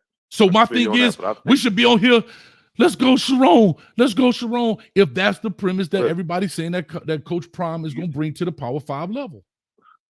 Right. You're talking about premise. I understand, but then again, let's talk about reality. Reality is that ain't gonna happen like that. But that mindset, Chico, like that. It's almost like Deion Sanders has. No, it's not mindset. It's fact. It's like Deion Sanders, just like OJ said back in the day. You know, I'm not black. I'm OJ. You know, and Deion supports. You know, his all of our culture. You know, black culture and background or whatever. He supports it, of course.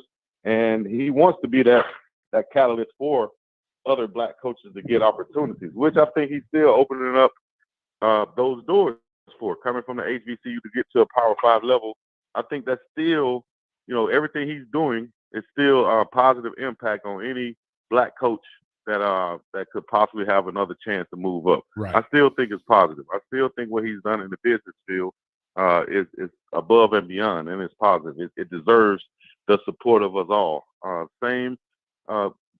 would say the fan base and anybody else around it and paying attention should be supporting those other coaches, but a lot of people are just not into it.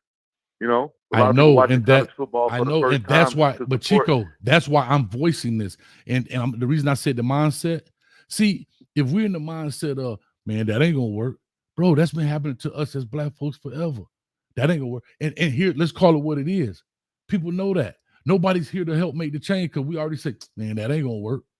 Man, ain't nobody Well, gonna I think follow the that. change. No, You but know hear what? what I'm I saw saying. something last night. We I all think have, the hold change on, but come from. Chico, we all have platforms. There's 89 people on here. That ain't a lot of people compared to the world. But if I could Okay. bring 289 people to Sharon Moore, then that's 289 more people. If you go on your channel and put Right. 400 on there, if all these other coaches and all these other people start talking about Sharon more for all of these new college football watchers, think about what's happening. That's what I'm That saying. goes right. We echo into that. the hands. Yes. Right, and that goes right into the hands of what I was about to say. To finish this point, is that a lot of us black people, when we come into any type of success, or even if we're doing our own thing to try to build up something, we usually are like a bunch of dots on a piece of paper, right? They're all separated, not connected. You know, but just like I heard, they said the African proverb about the web, the spider web, it's the spider webs, yeah. The spider, spiders come together, they can catch a lion, right? Well, that's what I think how it has to be, whether it's with all of us black content creators, YouTubers. That's why I sent out the other day, hey, let's come on together for Thanksgiving, or let's come on together for the last game. No responses. That's because all of us, usually as black people or people of color, usually stay separate or try to stay in our own little world, try to stay survival of the fittest, get it how I got it.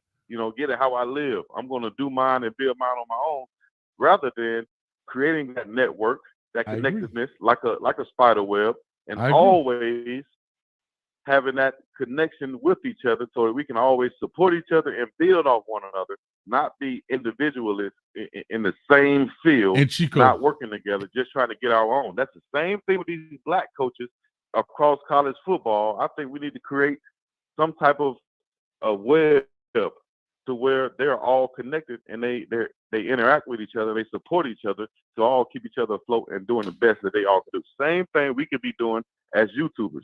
Just by us connecting, what if we connected 3, 5, 4 other content creators? And we all spoke about the coaches that you're bringing up. Chico, I totally understand. I totally agree with you. I saw your text to me yesterday. You know what? And I'm one that usually jump on, but I said, you know what? It's the first day I'm gonna be with my family.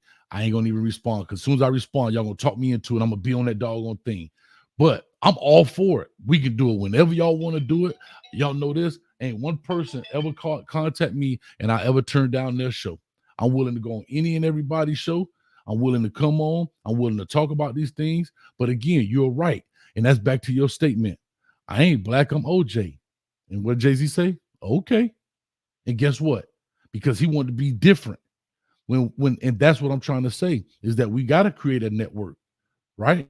They have a network, but we have to create that network. You're 1,000% correct. But we so busy worrying about somebody going to take a piece of the pie when this pie is so huge, but somebody worried because you got 3 more subscribers than I got. I'm speaking in general. Right. Somebody got 6 more viewers than you got. Come on, dog. Let's be real. This YouTube money ain't like that. We ain't out here doing foolishness stuff where we got $1 million view videos. I mean, you know what I'm saying? Million view videos where you making that kind of bread. We make some money, but dog, trust me. You ain't out here doing we don't have. We're not like, shout out to Big Buck. We're not like Big Bucky right now. You know what I'm saying? Yeah, but not even like cats like Destroying does an excellent job. Or Destroying Videos going to, but people don't realize. Yeah, you're right. But Destroying been doing this over a decade now, dog. Exactly. Right, a decade. Yep. So he been putting in the work. That's what people don't understand. And people think you come on YouTube and you just gonna no, it's a dog. This becomes a job, bro. It literally becomes a job. You see how much Coach Hayes is on? I went to sleep last night. Coach Hayes was on. I woke up. Coach Hayes is on. So salute. Appreciate it, dog. And guess what? We just do it because you got to create that monster. But man, Chico, we can talk forever. I'm gonna give you these body blows on Tuesday. So you and Saucy Santana, make sure y'all ice up real good and put some cinnamon in your coffee, and we're gonna make it happen. Man, I got your cinnamon in the coffee. It's all good, man. Keep your Saucy Santana ringtone on and your socks and all that stuff that you're selling online. No, I'm not buying it. Stop sending me that in private text. All right. Appreciate you. Shout out to everybody out there. Hey, dog, I got a camouflage Wherever you onesie for you. from. I got a camouflage onesie for you, dog. You need to start selling them on your page. You know what I mean? Some camouflage onesies with your face on. That'll be tight. That's funny. That's funny, Chico. That's funny. Huh? Hey, shout out to everybody in the chat, man. Y'all put an 09 in the comments. Appreciate Big shout out to Juwana, man. Y'all holler at Juwana, man, later. All right, we'll talk, man. I appreciate you, dog. We'll chop it up. Not for real, man. Now you want to go. Happy holidays, man. All right. Lexus, I've been letting you wait too long. I apologize. Miss Diva, I know you say you want to express your opinion. Please call in. See, this is what I tell people why I didn't respond to Chico's text. I'm going to tell you why. I was only supposed to be on here 30 minutes. I've been on here an hour and a half because I love talking to the people. I love learning something. I love hearing other people's point of view. So guess what I got? Look at this. I got the football game playing literally on my phone. I got the football game playing on my phone right here. And I'm talking because I'm crazy, man. I'm nuts, man. Hey, Lexus, how you doing? Happy holidays. Hey, Coach Hayes, how are you? I'm all right. Good. I was going to say you some turkey and dressing, but I ain't saying you no turkey and dressing. I was listening to this live today. Why? I can't believe I'm agreeing with Chico more than I am you. That never happened. I never agree with Chico over you. Never. You agree with Chico more than me on this? I do today. So talk to me. What's your point, Lexus? Talk to me. The only thing I was saying to myself is that we're going to be fair about this thing. We're talking about you saying, okay, let's support other African-American coaches. First of all, I agree. I became a Pittsburgh Steeler going to the NFL for just a quick second fan only because of Mike Tomlin. Okay. I started watching Pittsburgh Steelers and started supporting and liking them only because of them. I ain't lost nothing in Pittsburgh, never been to Pittsburgh, none of that. Okay. So for supporting Black coaches, I like to do that. However, I will have to agree with Chico and say we're not going to sit up here and say that because people support Coach Prime that they'll support any other Black coach, because sometimes people are just flat out fans. And I think that's a lot of what it is. People are fans of Coach Prime. I'm a fan of Coach Prime, not necessarily Colorado Buffaloes. I'm a fan of Coach Prime, not necessarily Jackson State. You know, okay. So wherever he go, I'm going to be a fan of his personally. So if I'm a fan of his personally, I'll be honest with you and say I would support him over this coach you're talking about in Michigan. Now, if this end up happening, where this coach does end up getting a head job, then I'll be happy for him. But I ain't cheering for nobody over Georgia. You know that. You know, Georgia got not only Black, but got blood in it, honey. I have a nephew, the one that has me wrapped around his finger, as a matter of fact, that's a UGA alumni. Mm-hmm. So Michigan would never come before that, no matter who coaches, and no other school for that matter. I always liked and respected Alabama as a football team because they win all the freaking time. You have to at least give them their credit, even if you don't like them. But I no longer cheer for them because they're in the way of Georgia getting their championships in and their SEC titles. So if I'm a fan of an individual, I'm going to watch and support him more than I am anybody else. And color ain't going to have nothing to do with that. Okay, so I agree with that. You know, just like you probably not going to do no shows on this coach because you probably not going to get as much views and as much likes as if you do the show of this other coach. That's not necessarily true, but go ahead. I'm listening. When I say you, I mean you as YouTubers. You as YouTubers, like you say all the time, mm-hmm. Coach Hayes, that you are a huge Miami fan. Anybody that doesn't know that don't know a thing about you. Mhm. However, this is also business for you. True. So you are going to cover what brings in that business being views and likes and That's and correct. people joining your lives such as this. I personally respect that and agree with that. And not only you, but other YouTubers will do the same. So the truth of the matter is, or the reality is, as Chico said, some of these black coaches are not going to get that same, let's just say, attention as Coach Prime will get, because Coach Prime is Coach Prime. Coach Prime I is agree. just different from the D to the T. He is. There's no denying that, no matter how you feel about him, one way or the other. And it draws attention. He's a magnet. It draws attention. That boy been like that since he first landed on, well, he was like that before then. I was going to say it was since he first landed as an Atlanta Falcons player, but it was before then.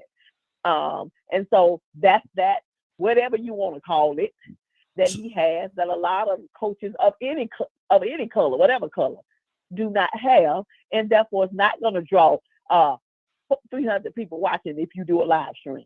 Okay, so And things of that nature. so That's the reality of the matter. However, I will agree with you and say that anytime an African American coach is coaching anything, as long as it ain't a team I really hate, like the Patriots or somebody, I'll support them.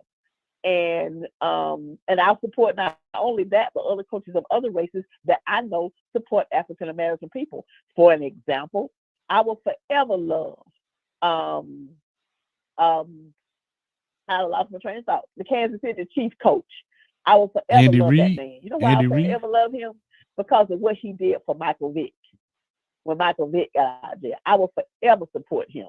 I will Okay. forever cheer for whatever team he's coaching, because he did that against death threats, against all kind of being called everything but a child of God and everything else for Michael Vick. When Michael Vick got out there as an African American head football.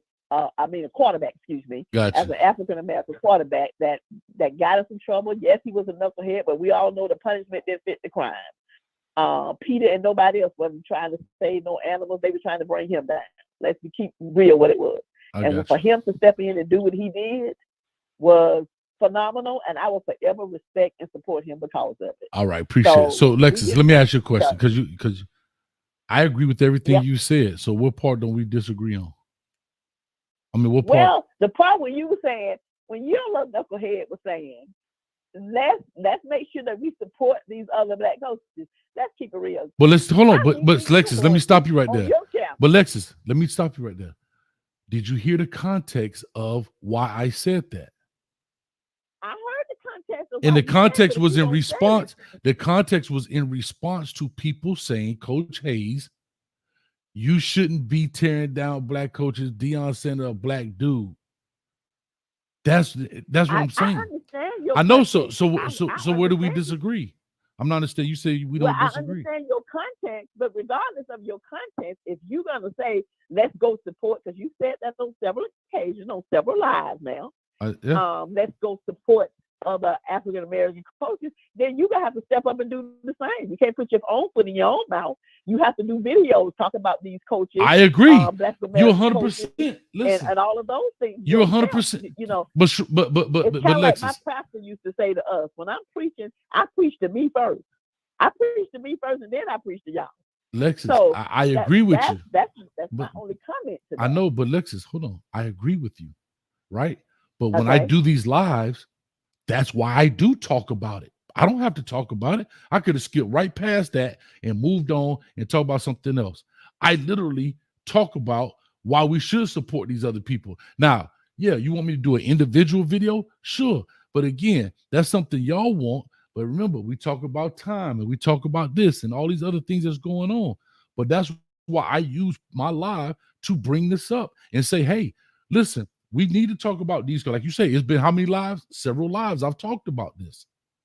Several live shows that I've talked about this content, and try to put it in context of what's going on. And that's all I'm saying, Lexus, is that when we look at this, I'm saying we got a guy right here because everybody want to make fun. Oh, he was on there crying. He was on there crying. Well, guess what?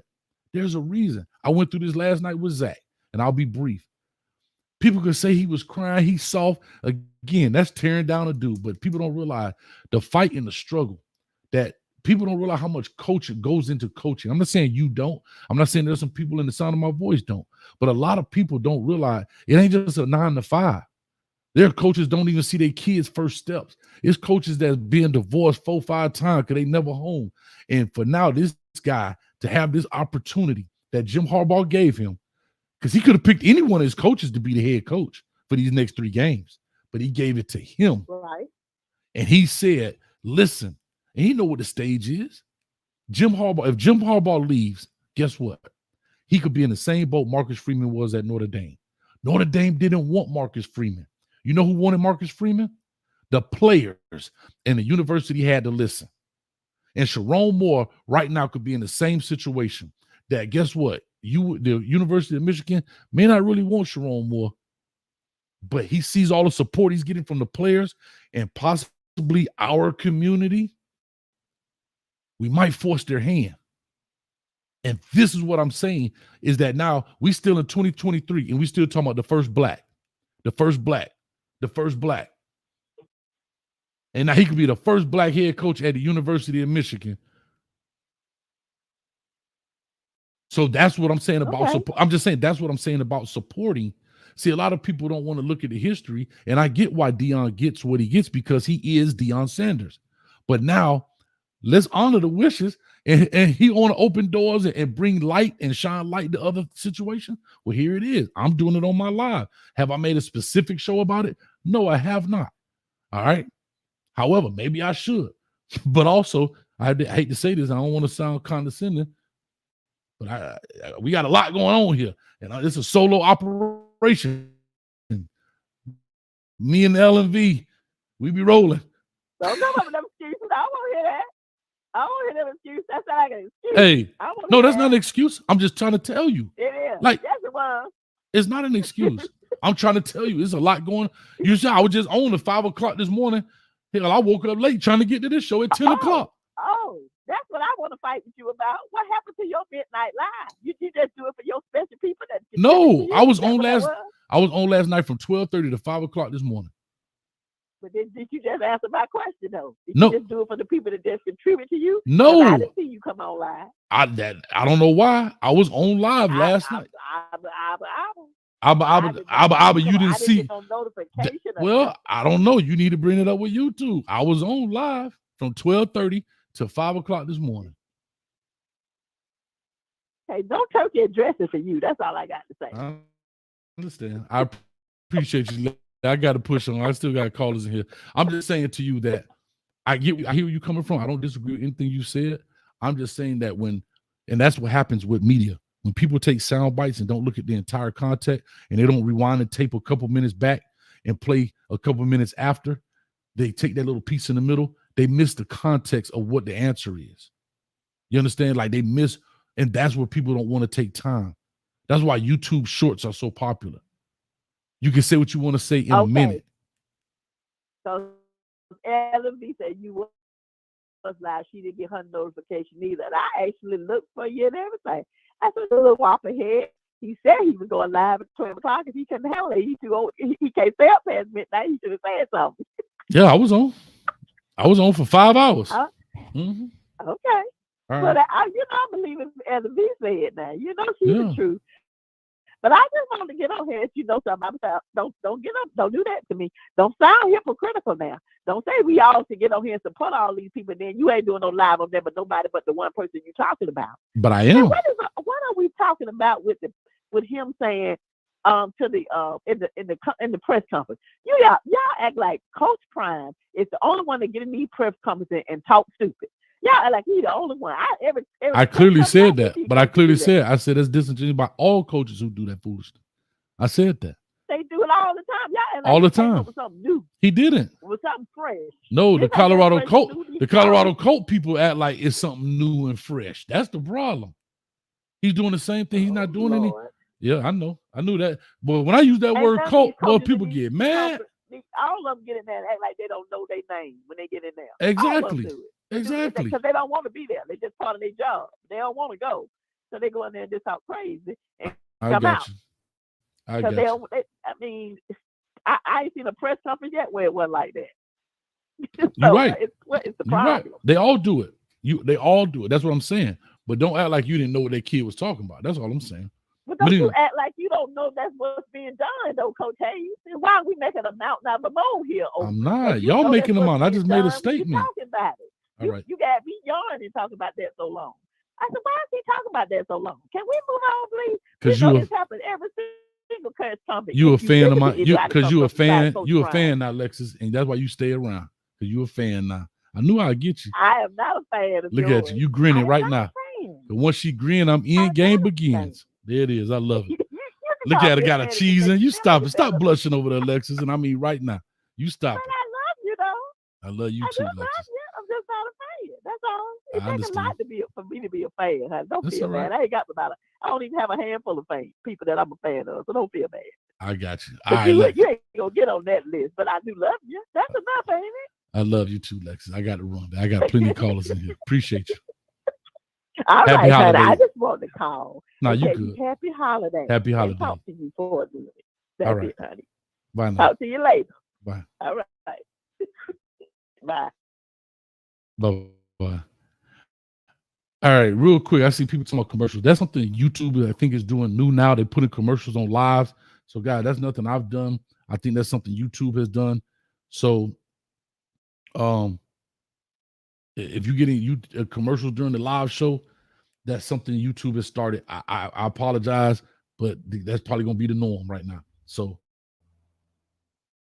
that's where we are right now. Oh, Miss Diva, I'm finna get an earful. Talk to me, Miss Diva.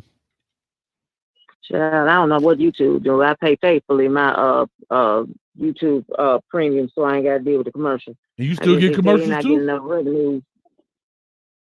It must not be getting enough revenue. They said it's sliding these commercials in every now and then. I get a commercial, but I've been a prime. I hate to use that word. A member of YouTube forever. I pay my $20 faithfully every month. The I premium. don't want to see no damn commercial.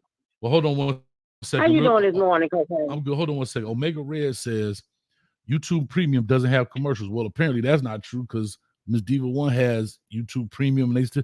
This is something YouTube just started. I've never watched a live show, and they do commercials.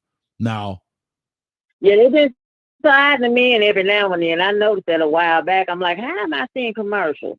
But they've been sliding them in. I've been a premium member for some years now, so I just figured they're just trying to generate revenue. That's what it is. Because everybody hitting on the bandwagon to pay their little $17, $20 or whatever it is for the premium.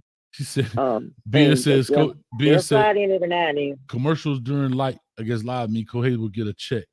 Man, trust me. I don't think y'all understand. These YouTube checks is not what y'all think. I'm telling y'all.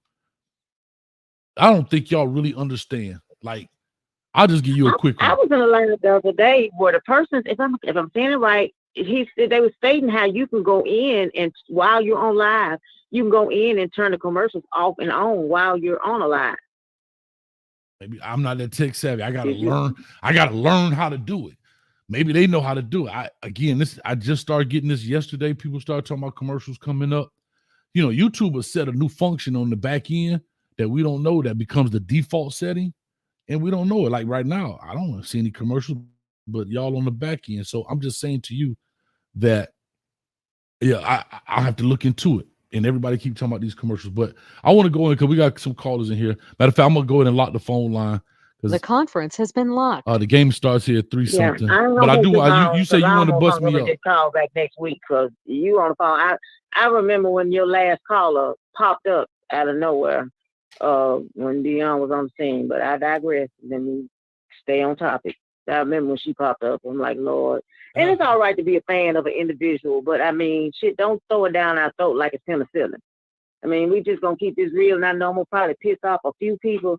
But we know why Dion is where he is. It's not because of his coaching skill. It's because of his name and what he can bring and how much money he can bring in.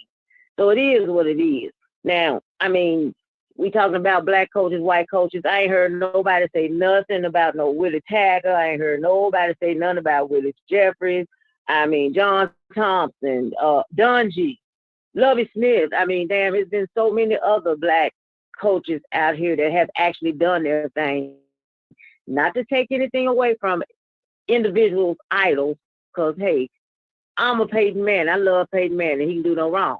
But hell, I'm not just gonna get up here and say he's the best quarterback ever, and he to go. I ain't gonna pull a skip and all the rest of it and downgrade nobody because I don't like Tom Brady.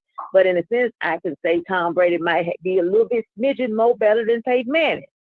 But it is what it is. These folks love Deion, and hell, if you ain't gonna praise him, hell, they gonna jump down your damn throat. The man ain't good at what he do. He's a spokesperson. He's the face of an organization. He brings money in. Can he coach? No. On this level, no. I mean, just keep it real. I did not take nothing from him. That's not to undercut him. That's not to take a penny out of his pocket. We know what he went to Colorado for the bag. I mean, damn. Number one, you hadn't even gave thanks to the individuals that got you in the position that you're in.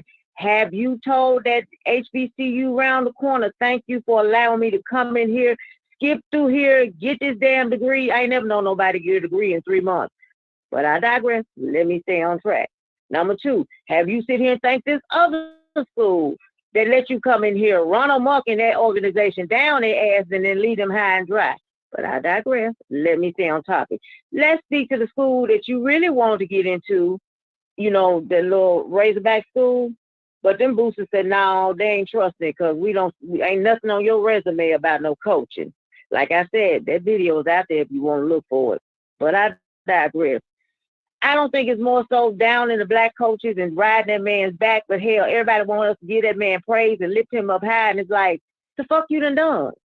Shit, you done got on here, you ran your mouth, you done brought some money into the organization, this, that, on that. Get on the level of John Thompson.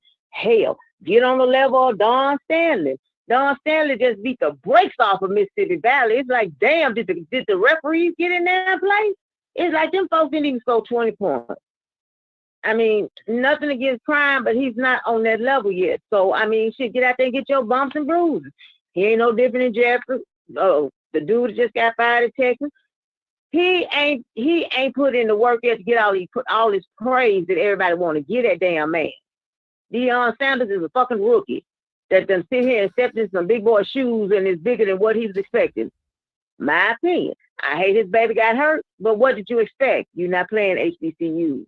What, you thought they were going to take it easy on you because you Deion Sanders' son? No, they trying to knock the dust off your goddamn ass. They want to be the main one to say, yeah, I put him out for a couple of games. Come on now. It is what it is. Deion ain't stupid. He know what's online. He know everything that's said about him. He knows.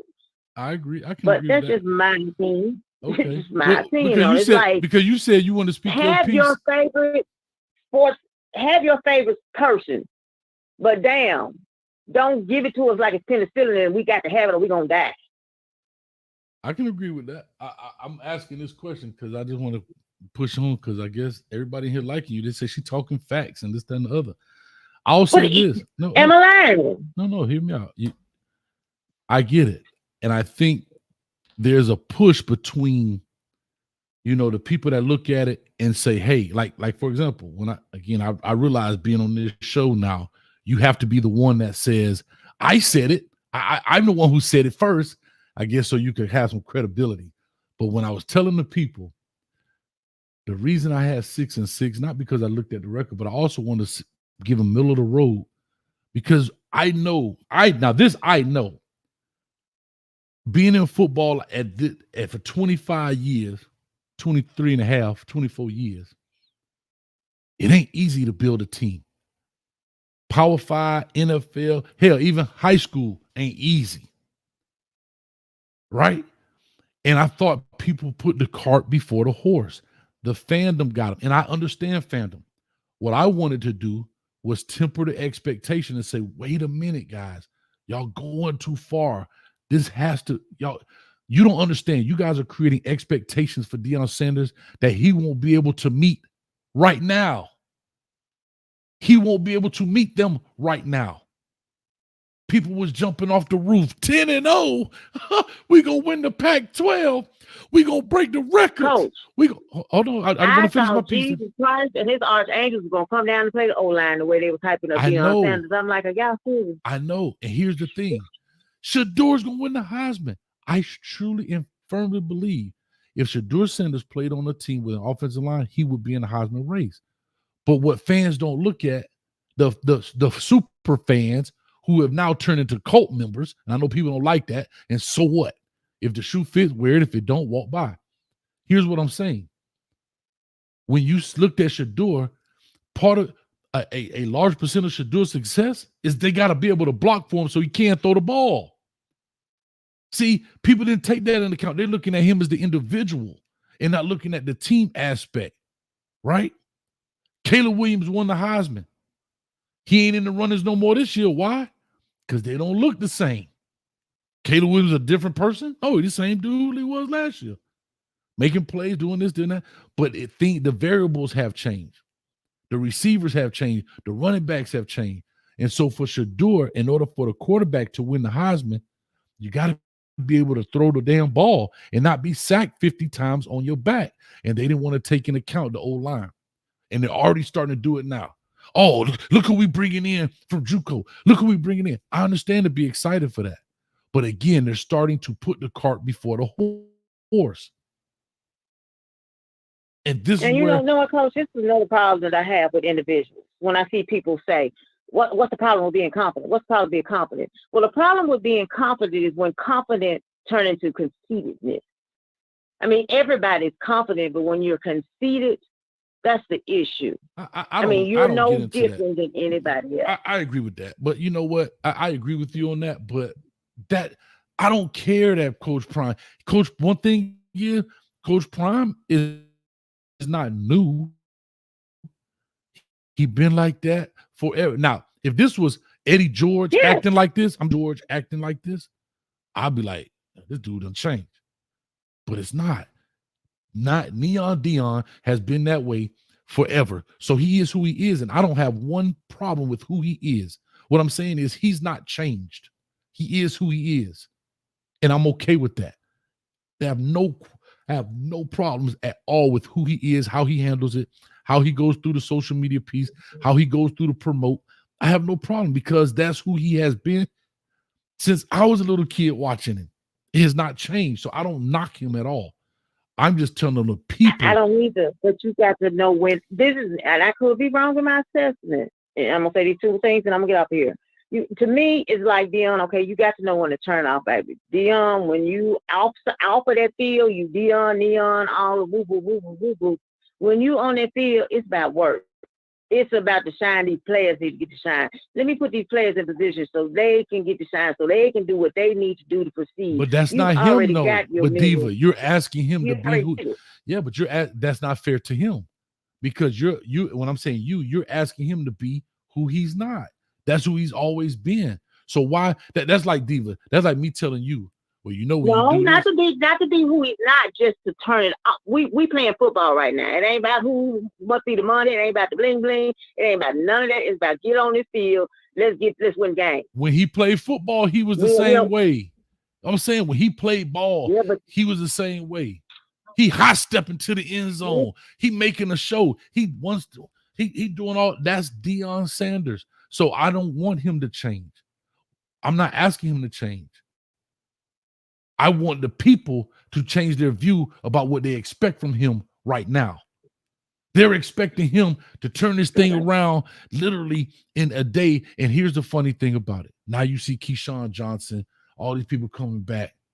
Well, you know, the expectation, Shady McCoy, the expectation, really, we're the ones who created the expectation because we want it so bad when at the end of the day, that's all we've been saying for the longest. But again, they got clicks to get and they got ratings to have. I could have been on here too and be like, yeah, Coach Prime. No, I'm not built that way. I'm looking at it through this lens. I could have been on here and doing the same thing a bunch of other people are doing and just blowing smoke up your behind. But instead, I'm saying, hey, guys, calm this down. But then I could be the same one talking about, I told y'all I was the first one to say that the expectations were too high. The people, look at what Keyshawn Johnson did. And I go make a video about that. But no, not about that. Well, I'm going to say this, Coach, and I'm going to be good. I'm going to be gone back in the bushes. My expectation, one of my babies, one of my family members, he plays for Prairie View. He's finna get ready. They finna get ready to do the SWAC championship bowl, and they finna go against FAMU. Now, my expectations and high hopes for my baby, my family member, by this being his graduate year, for them to go out with a bang. But the reality of it is, Sam, you could probably been to beat the dust off these damn, and to beat the dust off of them. And that's what I look at some of these people that with Dion in Colorado. I can understand having high expectations for something, but you still got to look at reality of it. Yeah, they had high expectations for Dion to do 7-3, but what's the reality of it? Hell no. He where he at. I thought he might at least get one more, but I really doubt he even get that one today. But I could be wrong. But that don't change my high hopes for him to go out, halfway on top of holding on to the top rail. I agree with you. I think everybody wants him to be successful. But there's also, like you said, you say your grandson, who'd you say it was?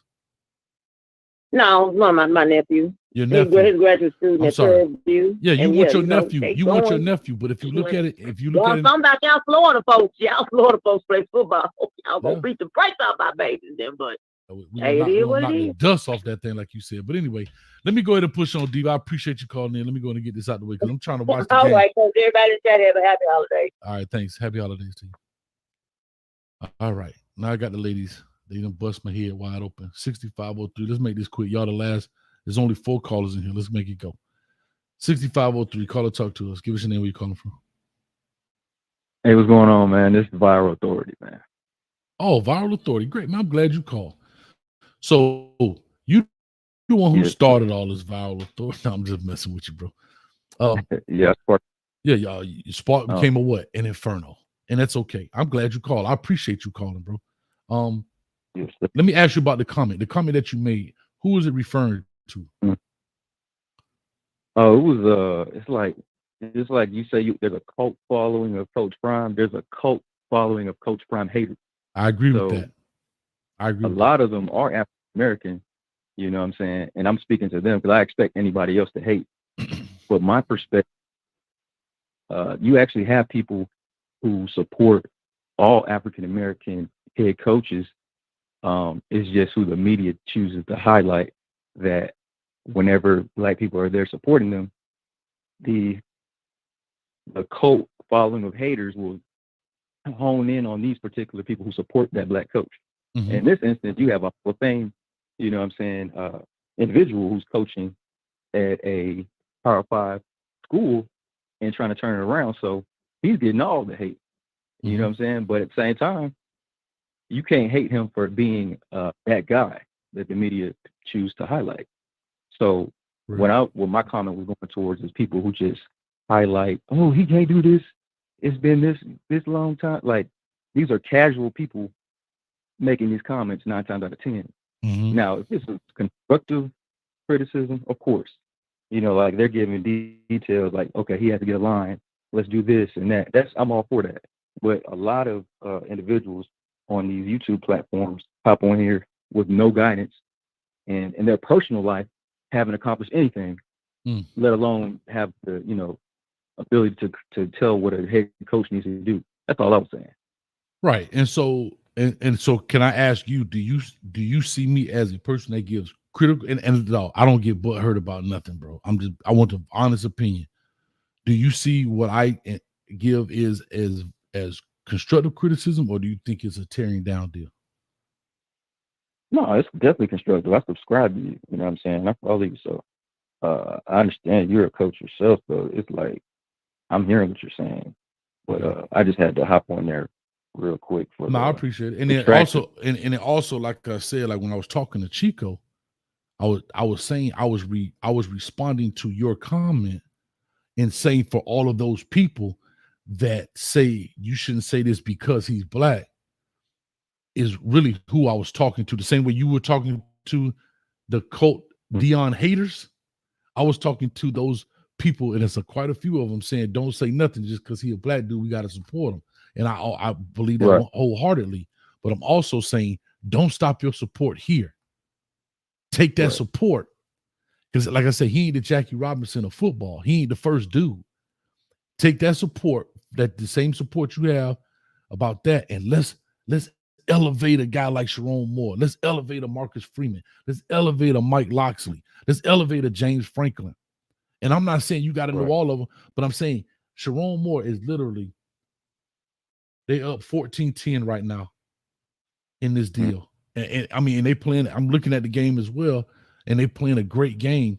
And this should help this dude elevate his career.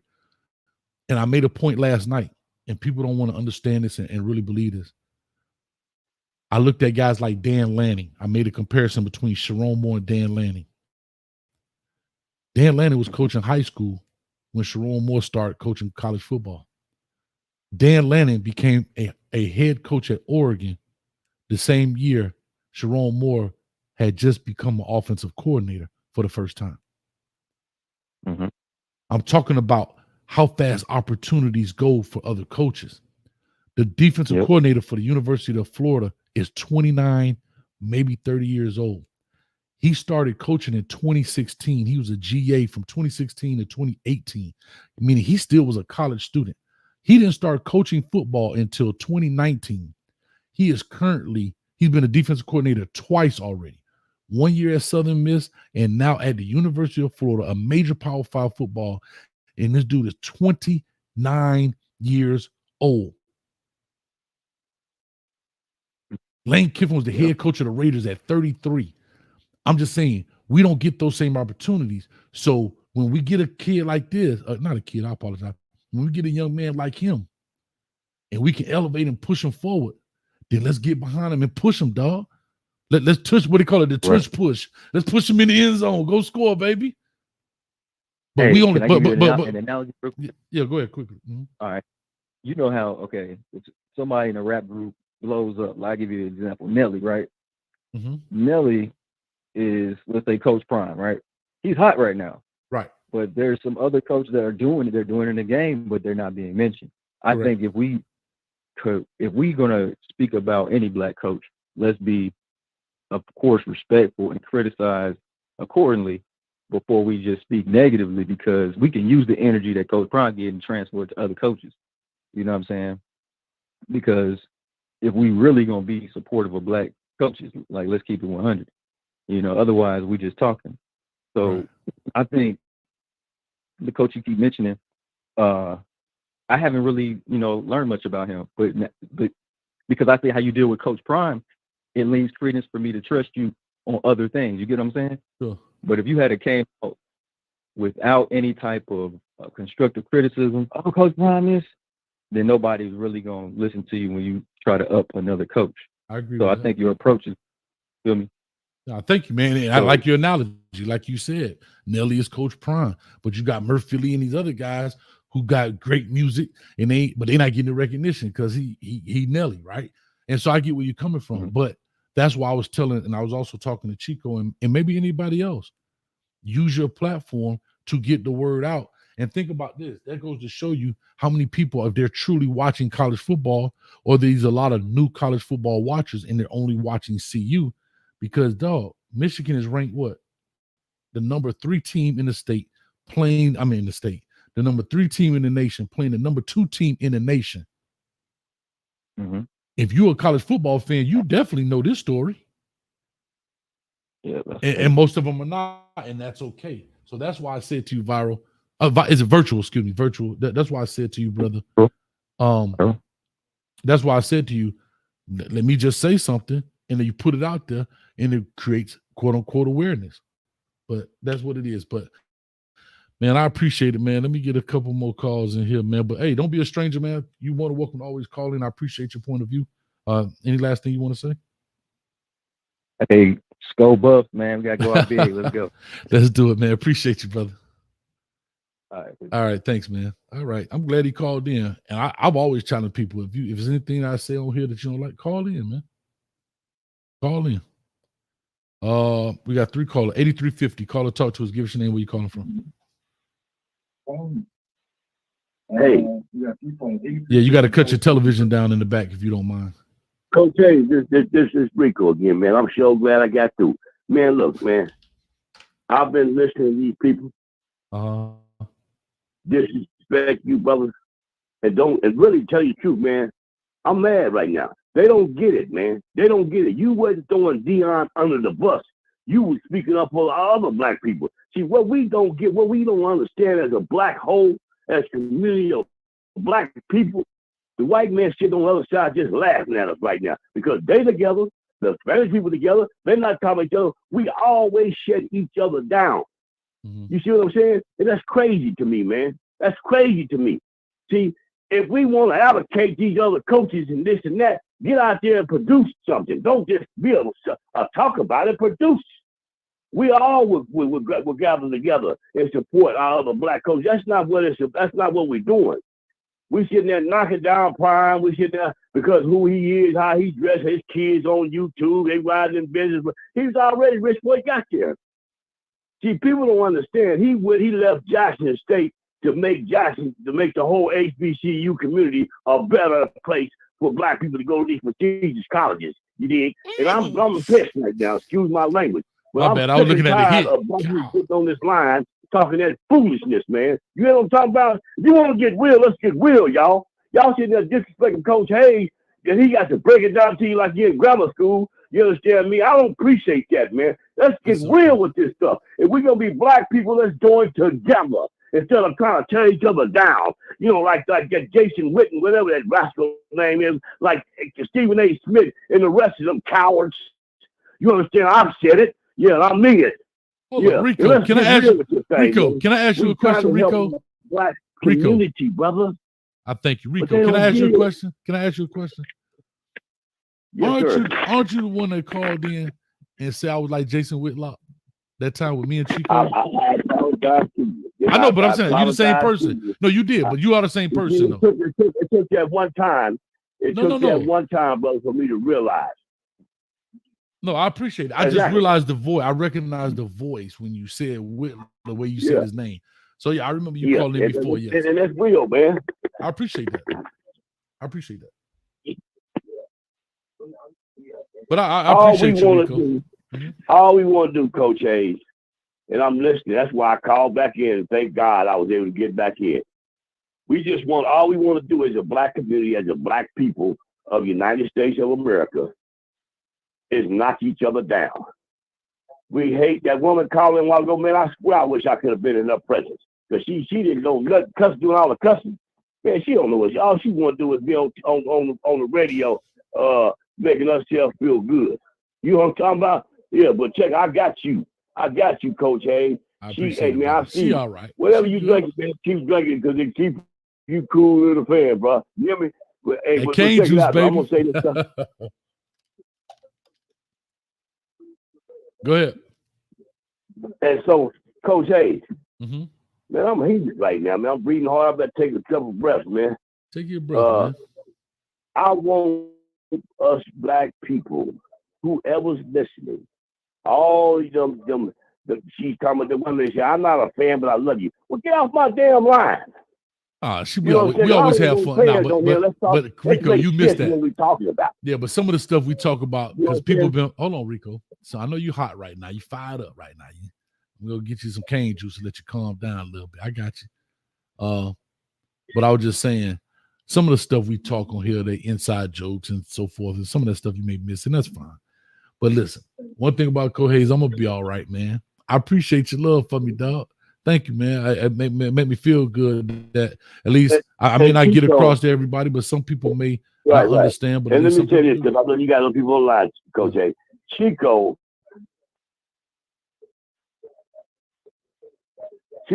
remember that's what I was saying when Chico was on there with you at the time, and I was agreeing with Chico. I was listening to Chico this time, man. Boy, you need some learning, man. You need to learn from Coach Hayes, man. Really, real talk. Because you were slow in the game when he had to break it all the way down to you like in grammar school. You know what I'm saying? And I got respect for you, Chico. Don't get it wrong, brother. But listen here, man. And don't get it wrong, everybody. But y'all need to understand this, man. We all want to tear each other down, but we don't want to lift each other up. The white man sits back looking at us, laughing like it ain't no tomorrow. Laughing. Nah, I get you, man. We'll talk. Shout out Ohio State, just missed the field goal. And no, one more thing, man. One more thing. I don't mean to take over the conversation. Come on, Rico. One more thing. Mm-hmm. I'm listening. Go ahead. I was talking the other day with my homeboy. And we got a lot of people where I come from that's in the NFL. and around the country, how black people get out, no, come from poverty, but they get these 80, 90 million, $100, 200, $300 million contracts in the NFL, NBA, baseball, whatever. But they're not doing nothing for their community. Nothing. You know what I mean? I got a boy right now coach the Milwaukee Bucks. Growing up where I come from, born and raised in the dirt. Ain't never went back to even have a boys and girls school. You know what I'm saying? Nothing of that nature, man. Nothing. They ain't never went back and done nothing, man. And I have a problem with that, man. As we people, man. We are people. We are our own worst enemies. Well, I'll say this, man, Rico. I appreciate it. I'm gonna just say something as I conclude and go to the next caller. But I appreciate you, dog. Thank you so much. I'm trying to get something to eat before the game too. It's already on the 2:00. But yeah, I appreciate it, man. Thank you, Rico, for calling back in. All right. Real quick, I'll say this. Rico has a point. I just watched this show. Warner Sapp was on with Jason Whitlock, and they were talking about fines or something. There was a tackle. And he said, I think it was a Tiki or a Rondé Barber. I can't remember which barber. I think it was Tiki Barber. A Rondé Barber. Used to set aside $500,000 a year just to pay fines out of because he wanted to wear his socks a certain way. Now, I'm not here to question anybody's money, what they want to do, whatever. But you set aside $500,000 so you could wear your socks a certain way and give the money back to the NFL who's making billions. I think that's kind of what Rico was talking about. Bro, $500,000 you set aside. Now, this is Warren Sapp's story talking about $500,000, 500,000, so you could wear long socks in 16 football games. When $500,000 could go toward scholarship funds, your university, whatever. But instead, you're going to give it back to the NFL so they can give it to the charity of their choice. Because all fines, hear me out, all fines go to a charity through the NFL. So you're going to I want y'all to hear this story. Yes, NFL does donate the fine money. But again, who are they donated to? That's the question.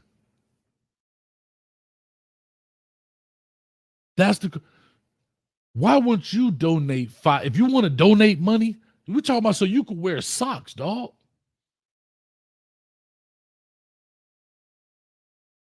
Bro, you could have bought $500,000 worth of socks for people in Africa or the homeless. Like, you put away $500,000 to give to the NFL so they could donate their fine money to their charity, whichever they decide, so you could wear socks. Again, I'm not questioning I'm not checking his pocket. What we're talking about is the priority on the cash. When $500,000 could have a year, not for his career, a year. You know how many scholarships that puts? How many kids go through college through that? And that's what I think Rico's talking about. All right, we got 2 callers. Doggone it. Rico, you still on here, ain't you?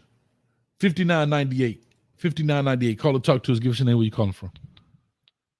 Man, I'm calling from Chicago. My name is Big Mike. Man, I love your content, my brother. Love it. Thank you, man. Love it. Appreciate it. Man, one thing I wanted to say, man, I agree wholeheartedly with you when you were talking to the nice young lady earlier. Because me and my partners, we had this same conversation last night. And like I'm a big Deion fan, and they against Deion. And you know, the nitpicking and like, hey, he could do something else. I'm like, man, you got 5 guys up front that is horrible at blocking. what miracle do you expect him to do? What miracle do you expect him to make with 5 guys that can't put in the work? No, it could be a lack of many things. Coaching, I see some coaching problems as well in their form of blocking. So you might have that going on too. So I mean, you can't replace that overnight. And like if they're bad, think who they beat out to get that position. I'm talking that front 5 offensive line. Not only, I mean, he got other issues as well, defensive line, and plus a lot of them kids are undersized. They still got that high school weight on them. They don't have that Power 5, that college work yet. So some of this gonna take some time for them kids to even get there. So like you can't also be mad at his confidence. A lot of people mad because he's confident. Like, what you mad at the confidence for? Man, if I was a coach or anybody else, if you was a coach, you have that same confidence too about your team. Whether they're good or bad. Because some of them, may not have that just yet. That they don't have that man. That Dion. I'm finna go get it. But I'm still, it's still gonna take some mental coaching in them to get what he want out of him. It's gonna take some time to get that out of him to display on the field. I agree. So you got to be patient. You got to be patient with it. A lot of people ain't patient with the process. That's cool. This make good conversation. That that barbershop talk. That hey, I'm with you against. That's, man, and plus we dealing with in these times they taking the fun out of football. Football losing all the good hard hitting tackling. I get you get the when you get hit the hit and hurt and stuff like that man they trying to limit, but you taking all the fun out of it. You might as well throw flags on them. But to go back to what I was saying about like that team, man, it's gonna take some time for them to get where everybody expectation of them where they want to be. It's gonna take some time. You just got to be patient and trust the process. Right. All right. I don't want to get off with. Yeah. No, I appreciate it. I think what you're saying is what I think I've been saying is that I just want the people to trust the process. You know, I do hear, I hear people say things and I get it, right? We all in the entertainment business. And I hear what Chico say, oh, he says stuff, he go left field, hit the ball. But I just think that's how people interpret it, right? If people already come in with a preconceived notion about you, they don't hear what you have to say. They miss the message completely. That's just like, if you notice on here, I don't get into screaming matches with people because once you get into that, nobody's listening to each other. Now, we can disagree, we can agree, but if I get on here, man, you don't know what you talk about, man. Man, I've been a fan since such and such. You never get the message across. For real. But the problem is, just like Chico called up here and was going to hold me accountable and hold me, straighten me about all black people need to. That's not what we were talking about. I was responding to what Virtual Authority, I believe his name, said. And then I said, for those people who say I should not because of, then I need you to go to support those. But again, people take what they want to hear and it's selective listening. That's why I say when you hear a sound bite, rewind the tape about a minute and a half backwards and a minute and a half forwards. And you'll hear pretty much the context of what's going on in a lot of conversations. That's just how I look at it. But brother, I appreciate you, man. Thank you so much. I'm trying to grab something to eat before. Let's add one small thing. Yeah, go for it. If we can get Nate Newton up, I'll pray he can get Nate Newton to change his mind, leave that broadcasting desk to come there. And that's hard, bro. Man, hey, I love that Good, Bad, and Ugly that you do. Man, I wish you can do it more with some more colleges, college teams. Man, but hey, I love that. Man, I'm gonna be honest with you. Let me come on. Thank you, man. I'm gonna tell you this about Good, Bad, Ugly. I do it right, like Lexus say, it's about business.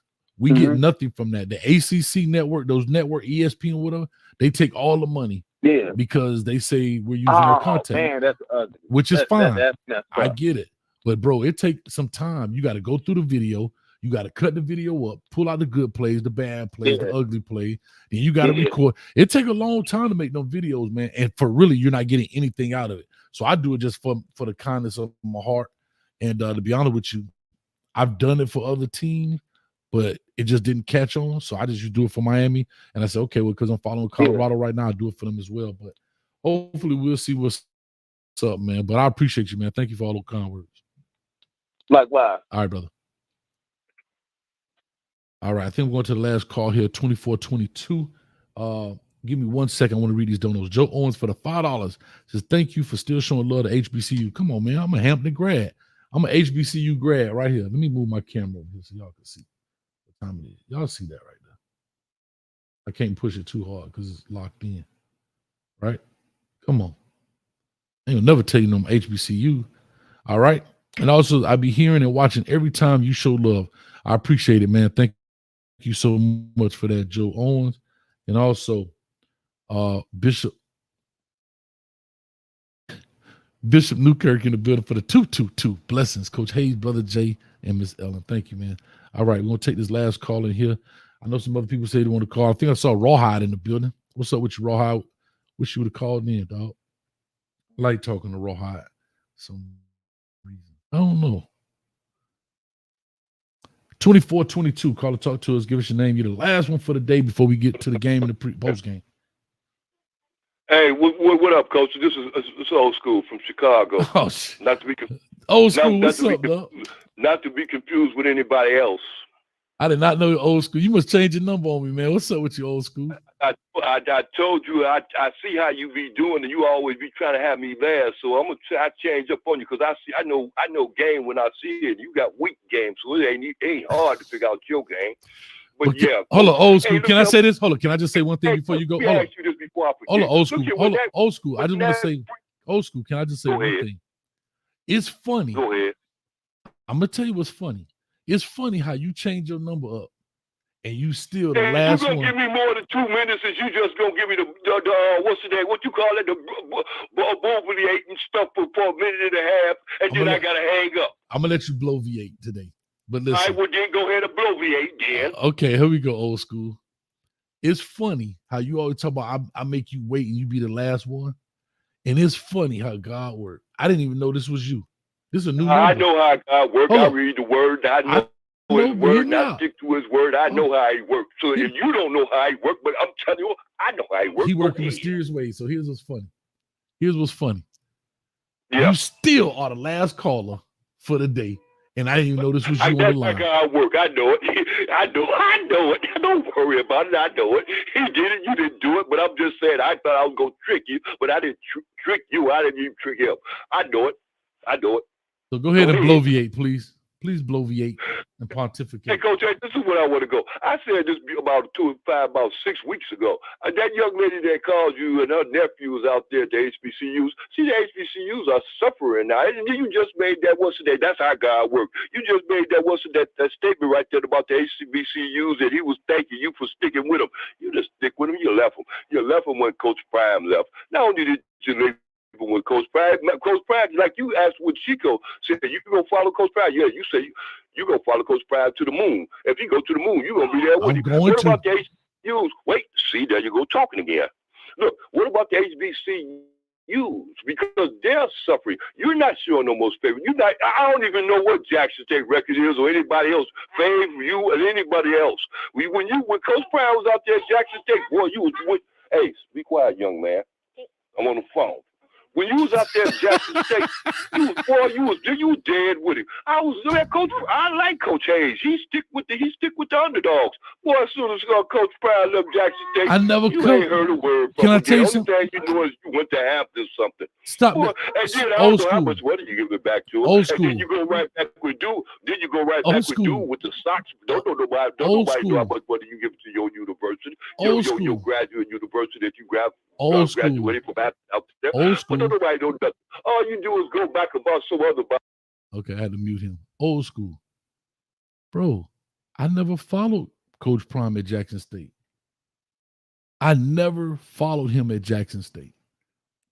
I started that when he left Jackson State. I made a video about it. And then about him leaving.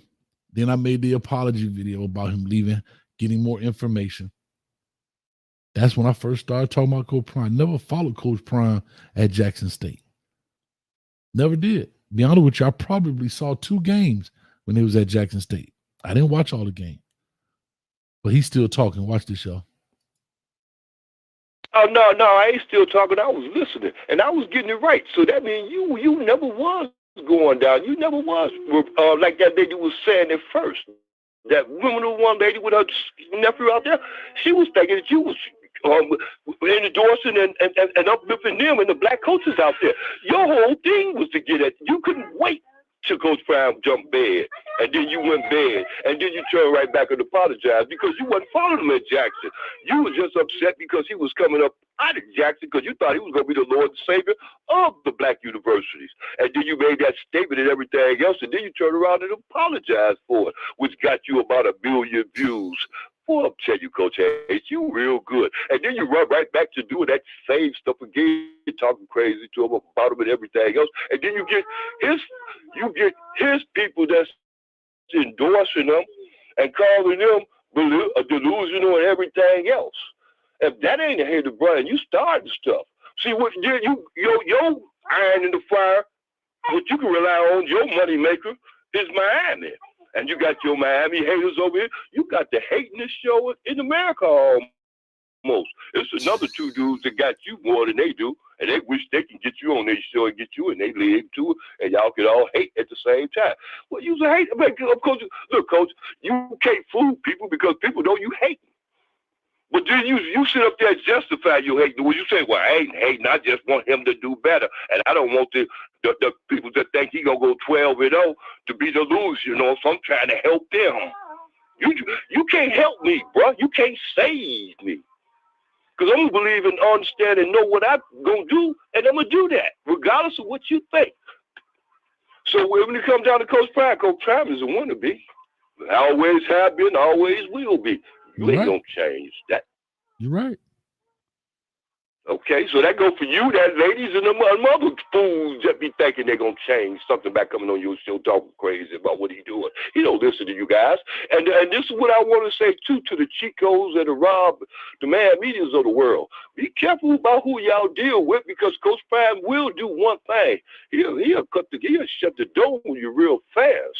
One of Coach Hayes. I'm letting you do your talking, whatever you got to go. Oh, yes, you're right. Yes. Hey, Coach Hayes, that's a question. When he shut the door on you real fast. That's right. Yeah, boy. Y'all listen, Coach Chico and Rob the Mad Media, watch who you lay with. I'm telling you, because he's watching him, and he ain't happy about him. And he ain't opening up no doors for this guy. I don't want no doors open. Well, what do I want? You're begging for a shirt. You're begging Bucky for a shirt. Come on. What, the makeup for that shirt that the bird messed up on you when you went to Boulder? Don't do that. I'm telling you, Coach Hayes, you can't run around because you smell, bro. You smell all the way from out there where you at. And I don't believe you in Florida. I believe you in New Jersey some goddamn well. That's a question. No, that wasn't a question. That was a statement. You can talk. I can talk now. The reason there's a New Jersey number is just because it's the program. So that's why you think I'm in New Jersey, because it's a New Jersey phone number that you call into the show. All right. I know how to track you down. I know I'm not in New Jersey. No, I know you ain't had neither. I know how to track you down. I know. Come and get me. All right. I'm just letting you know. And congratulations again to all y'all Miami fans out there. I'm telling you, I see y'all and y'all out with that hating. Anyway, second is old congratulations on the 75, Miami. Stick around and see what we gonna do next year. Hey, hope we do better. Let me just back to you, Coach Days. Put old school up here on the screen. Old school, listen. I try not to do this to you, dog. But this is old school. Everybody say hello to old school. How you doing? We go way back. Get that picture right, too, because I hear him tell you, if you see me out here in the street, you know how to get out the way, because heck with that old fool again. He might do something you might not want him to do or say something, because John the Liquidator say, shake your haters off. Hey, Coach Hayes, what do I do? Tell them off. Tell them. Okay. I just want to say old school. you were the one who bet me that they would go 11-1, and I you. told you gonna get your money. Stop doing it. You always talk about that money. It ain't about money. It ain't broke. He like you. Do I got some money? No, I was saying you paid me already. No. You paid me already. You Yeah, paid me. you heard him say, "Yeah, I do." Yeah, you paid me already. But it's all right. Yeah, I get you. Hey, do me. Coach Hayes, Oh, no, do me a favor, old school. I'm not gonna let you get away with this. Do me a favor, old school. Old school. Do me a favor. You do it. What? Not myself. No, don't slap yourself. Ask him. Say, do my breath stink, and see what he say. Mark, you do my breath stink? He said, He said, mm-hmm. Tell him, do my breath stink? Okay, he's drinking soda now, but he's drinking juice now. He said, But anyway, listen. Yeah. Old school, I appreciate you. Listen, I do appreciate you, man. And a lot of people think we be beefing. I don't have no beef with you. I think what you be saying, you be actually trying to be honest, but it is what it is. Hey, I will tell you, since you went right back to this 4-year-old boy, I tell him all the time, okay, don't drink soda because they're going to mess your teeth up. So he drink juice right now, so he don't mess his teeth up. Was I telling him the right thing? You know better than me. You ain't got no teeth, so you know what do. You know, so go eat your tooth out, fool, so damn, then you know better. But look at it. This is what I'm telling you. See, I'm going to my point. My point is this. You can't hate for long because sooner or later, greatness going to shine. Then what you going to do when greatness shine? You going to go walk somewhere else, go somewhere else in the sunset? I mean, how you gonna talk bad about greatness when it's in your face? That's you, Coach Hayes. That's a question. How you gonna justify yourself in the next 2 to 3 years from now talking about Coach Prime like you talking? You can't justify that. All it was hating then is hating now. Stop hating, bro. I mean, the lady, it ain't about a black thing or a white thing. It's about the right thing. And if the man doing the right thing, let the man do the right thing. I mean, goddamn, why you gotta hate? Because he didn't come up the same way that y'all had, everybody else had to come up. All the other coaches, come on, man, that don't work like that. Coach. Right, never said you know that. Better than that. Hold on 1 second, old school. If you don't mind, I like to give a dono out since I'm making all this money. Oh man, that's $50 for me. Give him that $50. That's that $50 I owe you, Coach. Go ahead. Big shot to Angel Serrano for the $4.99. Coach, in the words of Zach from this morning, don't be crying, Coach. Yeah, Zach was funny. Appreciate you, Angel. And old school again for $8.88. Old school, oxtail stew, greens, candy yams, and cornbread and blessings. Big salute. You forgot the toothbrush and toothpaste. Oh, you don't need that. Never mind. Anyway. And then right here. Hold on. I'm not finished, dog. Okay. Go ahead. All right. And also Reggie. Big shout out to Reggie in the building for the $50. He says 4 mugs to be given to 4 callers that call today. All right. I'm going to do it in the post-game show. All right. So I'll give away 4 mugs in the post-game show. All right. I just saw it now. I just said check Cash App. So I'll do 4 mugs in the post-game show. So I appreciate that. He gave $50 to give away 4 mugs. And also, y'all weren't supposed to see that. And also $10. Keep up the good objection commentating, sir. Thank you. That's from Ray. Thank you, Ray. I appreciate that. Thank you so much. All right. So there you go. We got it. All right, old school. Is that what you call a good objective cover who? Commentating, yeah. Is that good? You call that good objective commentating? Old school. I'm gonna ask one question before I get off here because I gotta go. I'm hungry, man. You ain't gonna answer my question because the man just made a statement. I said yes. I said yes. Will you call that good? Would you call that good? I said yes. Can I ask you one question? Yeah, go ahead. You can ask me 2 of them. All right. Hell, you took me off the clock. Go ahead. What have I said today or any other day that makes me a hater? That free Cavassier shirt. First of all, I mean, how many of those you sold already? None. They're not even for sale. I mean, what's your point? I'm supporting a young man. That's funny. Hold on. You should be trying to make some money. I'm tell you something. That's what's wrong with you. That's why you ain't getting rich. That's why you working too hard. You working against yourself. You allow your anger and your hatred to just overrule your mindset. And every day you wake up How you gonna make this man life worse? You don't do it like that. You gotta make it work for you to benefit you. I'm saying You ain't getting a lot of new viewers, bro. I mean, I don't need what are no you viewers. doing? I'm asking you a Just question. let her talk to him. Old school. Listen, relax, though. I know your medicine, your heart rate going up. Relax. I mean, you hating. I mean, what you doing? You ain't getting nothing. I'm You're asking not benefiting. I'm No asking you a hatred, question. young man. You're gonna go against if you're gonna go against the man, go against the man to get something. You sit up there broke. I mean, not broke financially. I got your literally, $50. I got your $50. spiritually. You broke spiritually, and you got to keep going to make yourself feel better. And it got to be more hatred. The more hatred you bring, the broker you get, and the broken spirit you get. And you got to, I tell you, boy, you got to stop. You can't. You got to change the direction of your hatred. Old school. Can I ask a question? Old school. I want to ask this question again. Okay. So out of everything I said, the first thing you said is my shirt. Where this is a shirt that's supporting a young man that's on that team because I want to see him play. How is that hate? Coach Hayes, you didn't know nothing about no Cavassier smoking until he came to he was at Kentucky for the last 5 years already. I know. And you ain't know nothing about you ain't never heard of no Cavassier. I actually have because his name is so unique. Am I right or wrong? Tell the truth. You're wrong. I actually heard of Cavassier Smoke because his name is so unique. So I heard of Cavassier Smoke. Now, can I say I followed him all day? No, I did not. But again, once I researched the guy and I said, okay, he put in some work.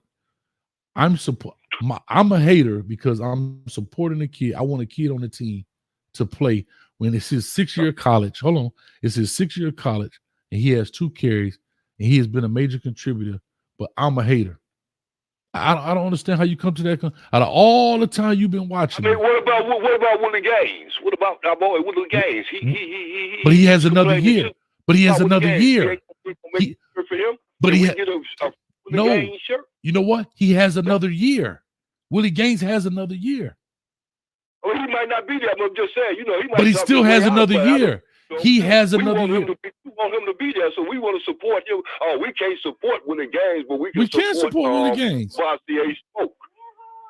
So I mean, hold on. So you picking and choosing which kids on the team you want to support? Well, my favorite was McCaskill, but he had brains enough to red shirt this year because he already realized that the running back situation, coach rule was in the Desiree.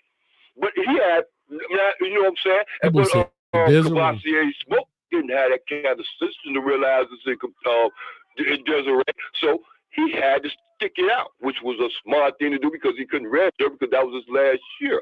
I understood that. But so I understand you going out of your way and out of your free time and everything else trying to free Cavassier Smoke. But I was just saying, why not try to free a lot of them coaches around there to start doing the right thing? We got Cavassier Smoke, but on the bench anyway. I mean, I watch you. Sound like you hating old school. Sound like you hating. My point is this. Sound like you hating. Sit up there try to suck up to the coaches when you can sit up there and like you say, constantly to go against what they're doing because you coach and you see what's going on and you don't see these things working out and you see where the problems lies at. You can't play both sides when you sit up there and try to talk about a team and try to how to use the word constantly give a right opinion about a team when you know the other opinion of the other side is weak on that side, but you don't want to disrespect that side because you are part of that side. It's like you being the police going against the police. You don't do that. So you ain't going to go against their coaching. You're going to go against, you're going to play the line. Where it's the players or is it the coaches? Is it the players or is it the coaches? Free Cavassier Smoke. Why not free that running back coach? That got his again. Why did I free that running back coach that got his butt on the bench in the first place? That way, McCaskill and the one that played out there, ran for him out there at Jackson State, and the rest of them could be on the field too, because somebody don't know what they're doing. So old school. Hold on. That free but old school. Thing. But old school. You know what's funny? You know what's funny? Now, what? if I would have came in before the season and be like, man, Coach Flea, he terrible. Coach Flea suck. You know what you would have said? I'm a hater. Now, It ain't going the way you want it. Couldn't do that. The reason why you couldn't do that because he didn't put up no body of work to show that he's a. I know that's not true. Jackson State, but that's a different thing. We But don't that's count not that. true. That's but not. he didn't put no body of work over here to find out if he's good or not. Because all of them getting something up, moving up now another level, so they all have to step their game up.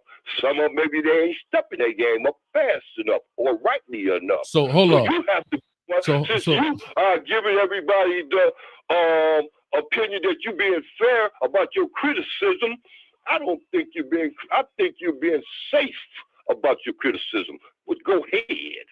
Well, what I was saying, old school, was you look at previous coaches and their bodies of work.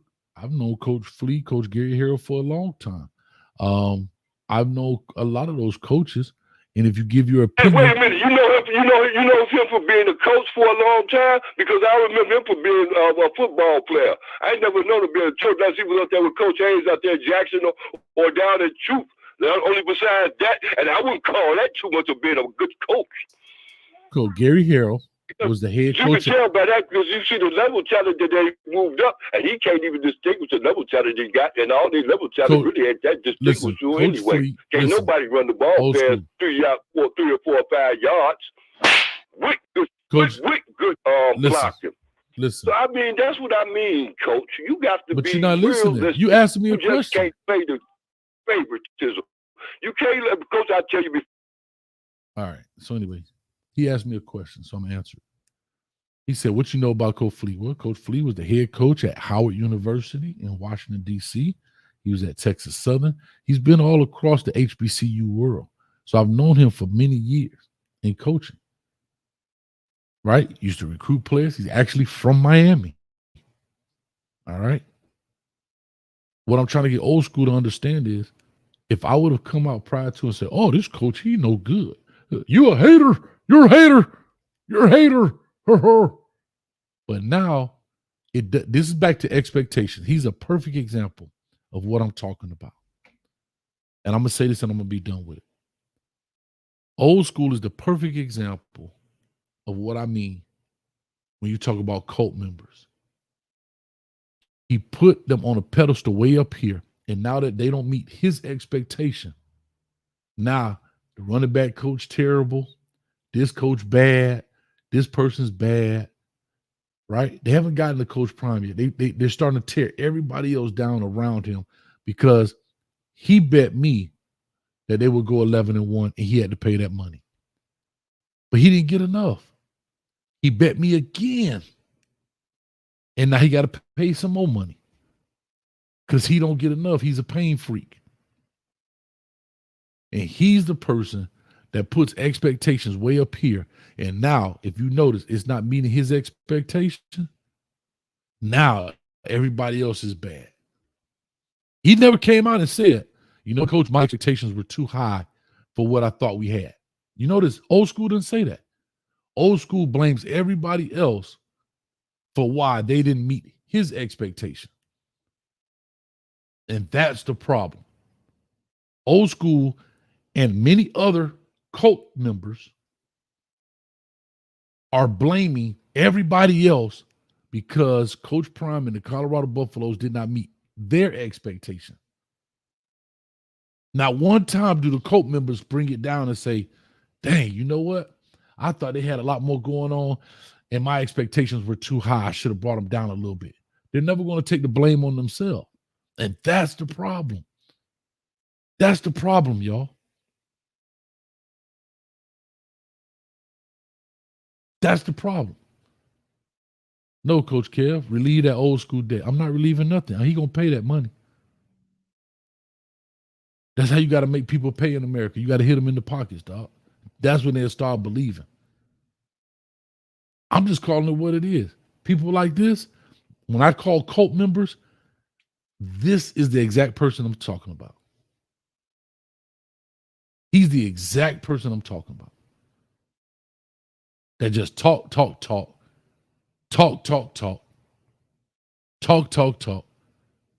And now Coach Prime didn't meet your expectation. Now it's Coach O'Boyle's fault. Sean Lewis' fault. Everybody else's fault except all you had to simply say was, "Dang, my expectations were too high. I misjudged this one." And that's what cult members do. They blaming everybody else. And that's what I was trying to alleviate. Guys, I appreciate y'all. I'm about to get up out of here. I know he's still in there. Watch this. Hey, I thank you for letting me come back. No, I didn't say it was anybody else's fault. I'm just. So anyway, those are the things I'm saying. I'm not finna go because it's gonna start a whole nother thing, and I'm hungry and I want to watch the game. We're gonna be in the champagne room. For all my members out there, if you're a member, you know where to get the link. It's in the community tab. We'll be in the champagne room watching the game. But this is a prime example of what I mean about creating expectations too high. You see Keyshawn Johnson talking about it, old school. I'm gonna show you how funny it is. You talk about me. ESPN don't even cover him no more. FS1 don't even cover Colorado like that no more. They don't even talk about them. You talk about opportunist. You talk about opportunist. These major networks not even covering Coach Prime anymore. The new car smell done wore off. Now what? And that's what's unfortunate. That's why I told people, calmate, tranquilo, take it easy. Shady McCoy, he up there holding the Rolex up. Ugh. Yeah, Coach Prime, I'm telling you, boy, he. Now you don't even hear him talking.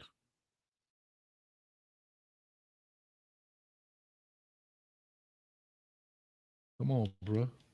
Y'all tripping. Y'all tripping.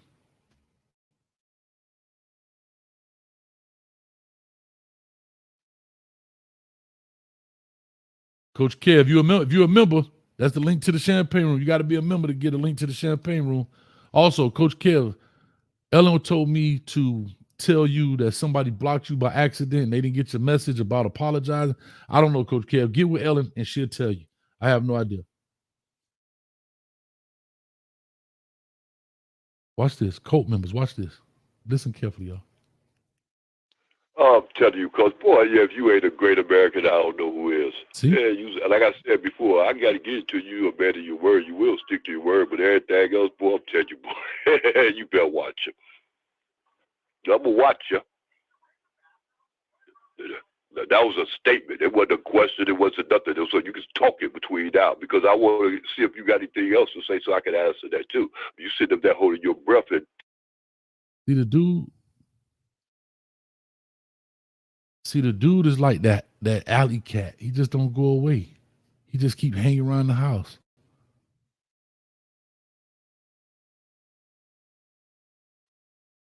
He just go around the house.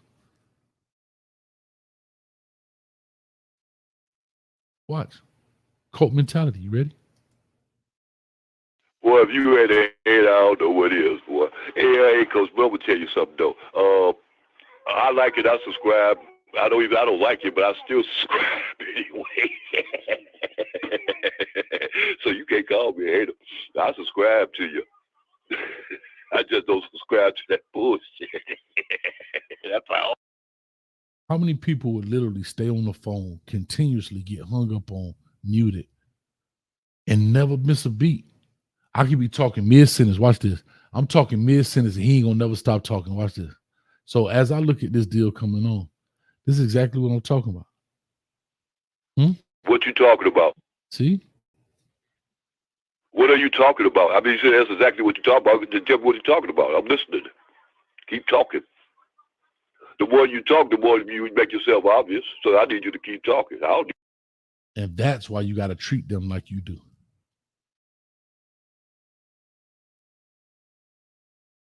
It's unfortunate.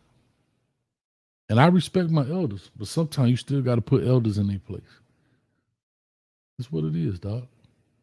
I enjoy old school. I appreciate him. You know? I think he talks sideways, but it is what it is.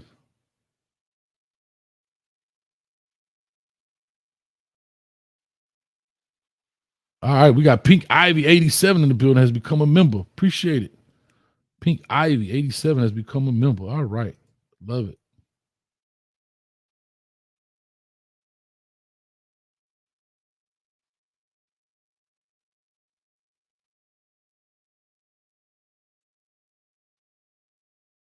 Oh, did I cut it off?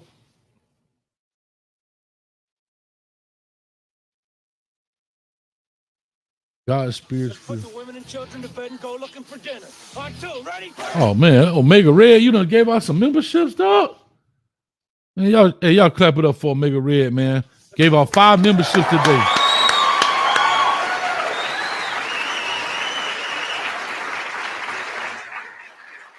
All right. Give these people in the chat. We got a lot going on. Ray is a new member. Come on, man. That's what I'm talking about. Got Ray out here becoming a member. Ray has become a member. That's what I'm talking about, Ray. Coach Kev done became a member. Woo! Y'all rolling, man. I appreciate that. He said, Omega Red said, y'all go check out the champagne room, man. We're going to be in there having a good time. What time is it? Oh, I got to go, man. It's 2:30. Get something to eat. Listen, I appreciate y'all. Thank y'all so much. I'll see y'all in a little bit for those in the show. Get one of those free Cavassier smoke shirts. I want to get one too. I don't want to be in the champagne room. I just want a free Cavassier smoke shirt so I can take it and hang it on the wall so I can think about you every time I look at it. Appreciate y'all. Peace, love, and hair grease. Yeah. Thank y'all all for donating and everything else. Old school, I tell you, man, something wrong with you, dog. There's something wrong with you. There's something wrong with you, old school. I'm getting old. I'm getting old to see now. I listen to fools like you. I'm telling you, boy, y'all make my brain think. I'm telling you, you don't want a person like me to be thinking. Shoot, I never go to sleep. I'm just trying to tell you, dog. Hey, it is what it is, old school. I'm out of here, man. Peace, love, and hair grease. All right, I love you, young man. Keep up the good. Keep up the work anyway. Whether it's good or bad, just keep it up. I'm telling you, boy, somebody gonna check you about it. If it ain't gonna be me, it's gonna be somebody else that got some sense. Yeah, that's it. That's all. And have a good. Hey, when the next time you gonna be coming over to across the street over there with the guys? You gonna be coming over? You gonna sit? You gonna? Hey, get my number from Rob and tell Rob to give you my number. Rob, give him my number. For what? So you can call me and get some advice. About what? You need some business advice. You need to get you some more business, baby. You dealing with the wrong team. Okay, man. All right. I mean, you know, I ain't hard. I'm like Coach Prime. I ain't hard to find. I mean, tell Rob, call Rob, tell Rob, give you my number, and you can get some advice from me to help you with your goings and your comings. Not just with the shows you got. Why you want to help me though? Why you want to help me, dog? I'm a hater. Why you want to help me? Bro, I can help you change that hating, man. I can change your mindset. What I really need to do is change your mindset, because you're going to get greater later, so you know it's going to get greater later. So what do you want to do? Get your licks in now before they get better? Because you know they're still going to be enemies. Well, not to a certain extent enemies of you, but you won't be able to get in on the, you won't be invited to the party. I don't want to be invited to the party. I'm here to talk about football. No, I ain't here to blow smoke up nobody's butt. Hey, listen, Coach, you don't get it. I do get it. To be invited to the party. Because I remember when you Chico was talking, and then Bucky was to a certain extent, you thought Bucky was back in the background. And you get up on this and then speaking up on that too. And then I see how all I said was dog, send him a shirt. I see how Bucky was talking to off script. Off script to a certain extent. Off script had an argument. Coach, hey, this is between me and you. It ain't between me and you, because we still live. We still live. I know the live is over. The live is not over. We still live. This is what I'm talking about. We still live. Oh, I thought it was. Yeah. Oh, my bad. Yeah. Oh, well, I want to speak up on off script though. Yeah, okay. But, I mean, we had a talk. See y'all in a few minutes, y'all. Matter of fact, we had to tell you something about off script.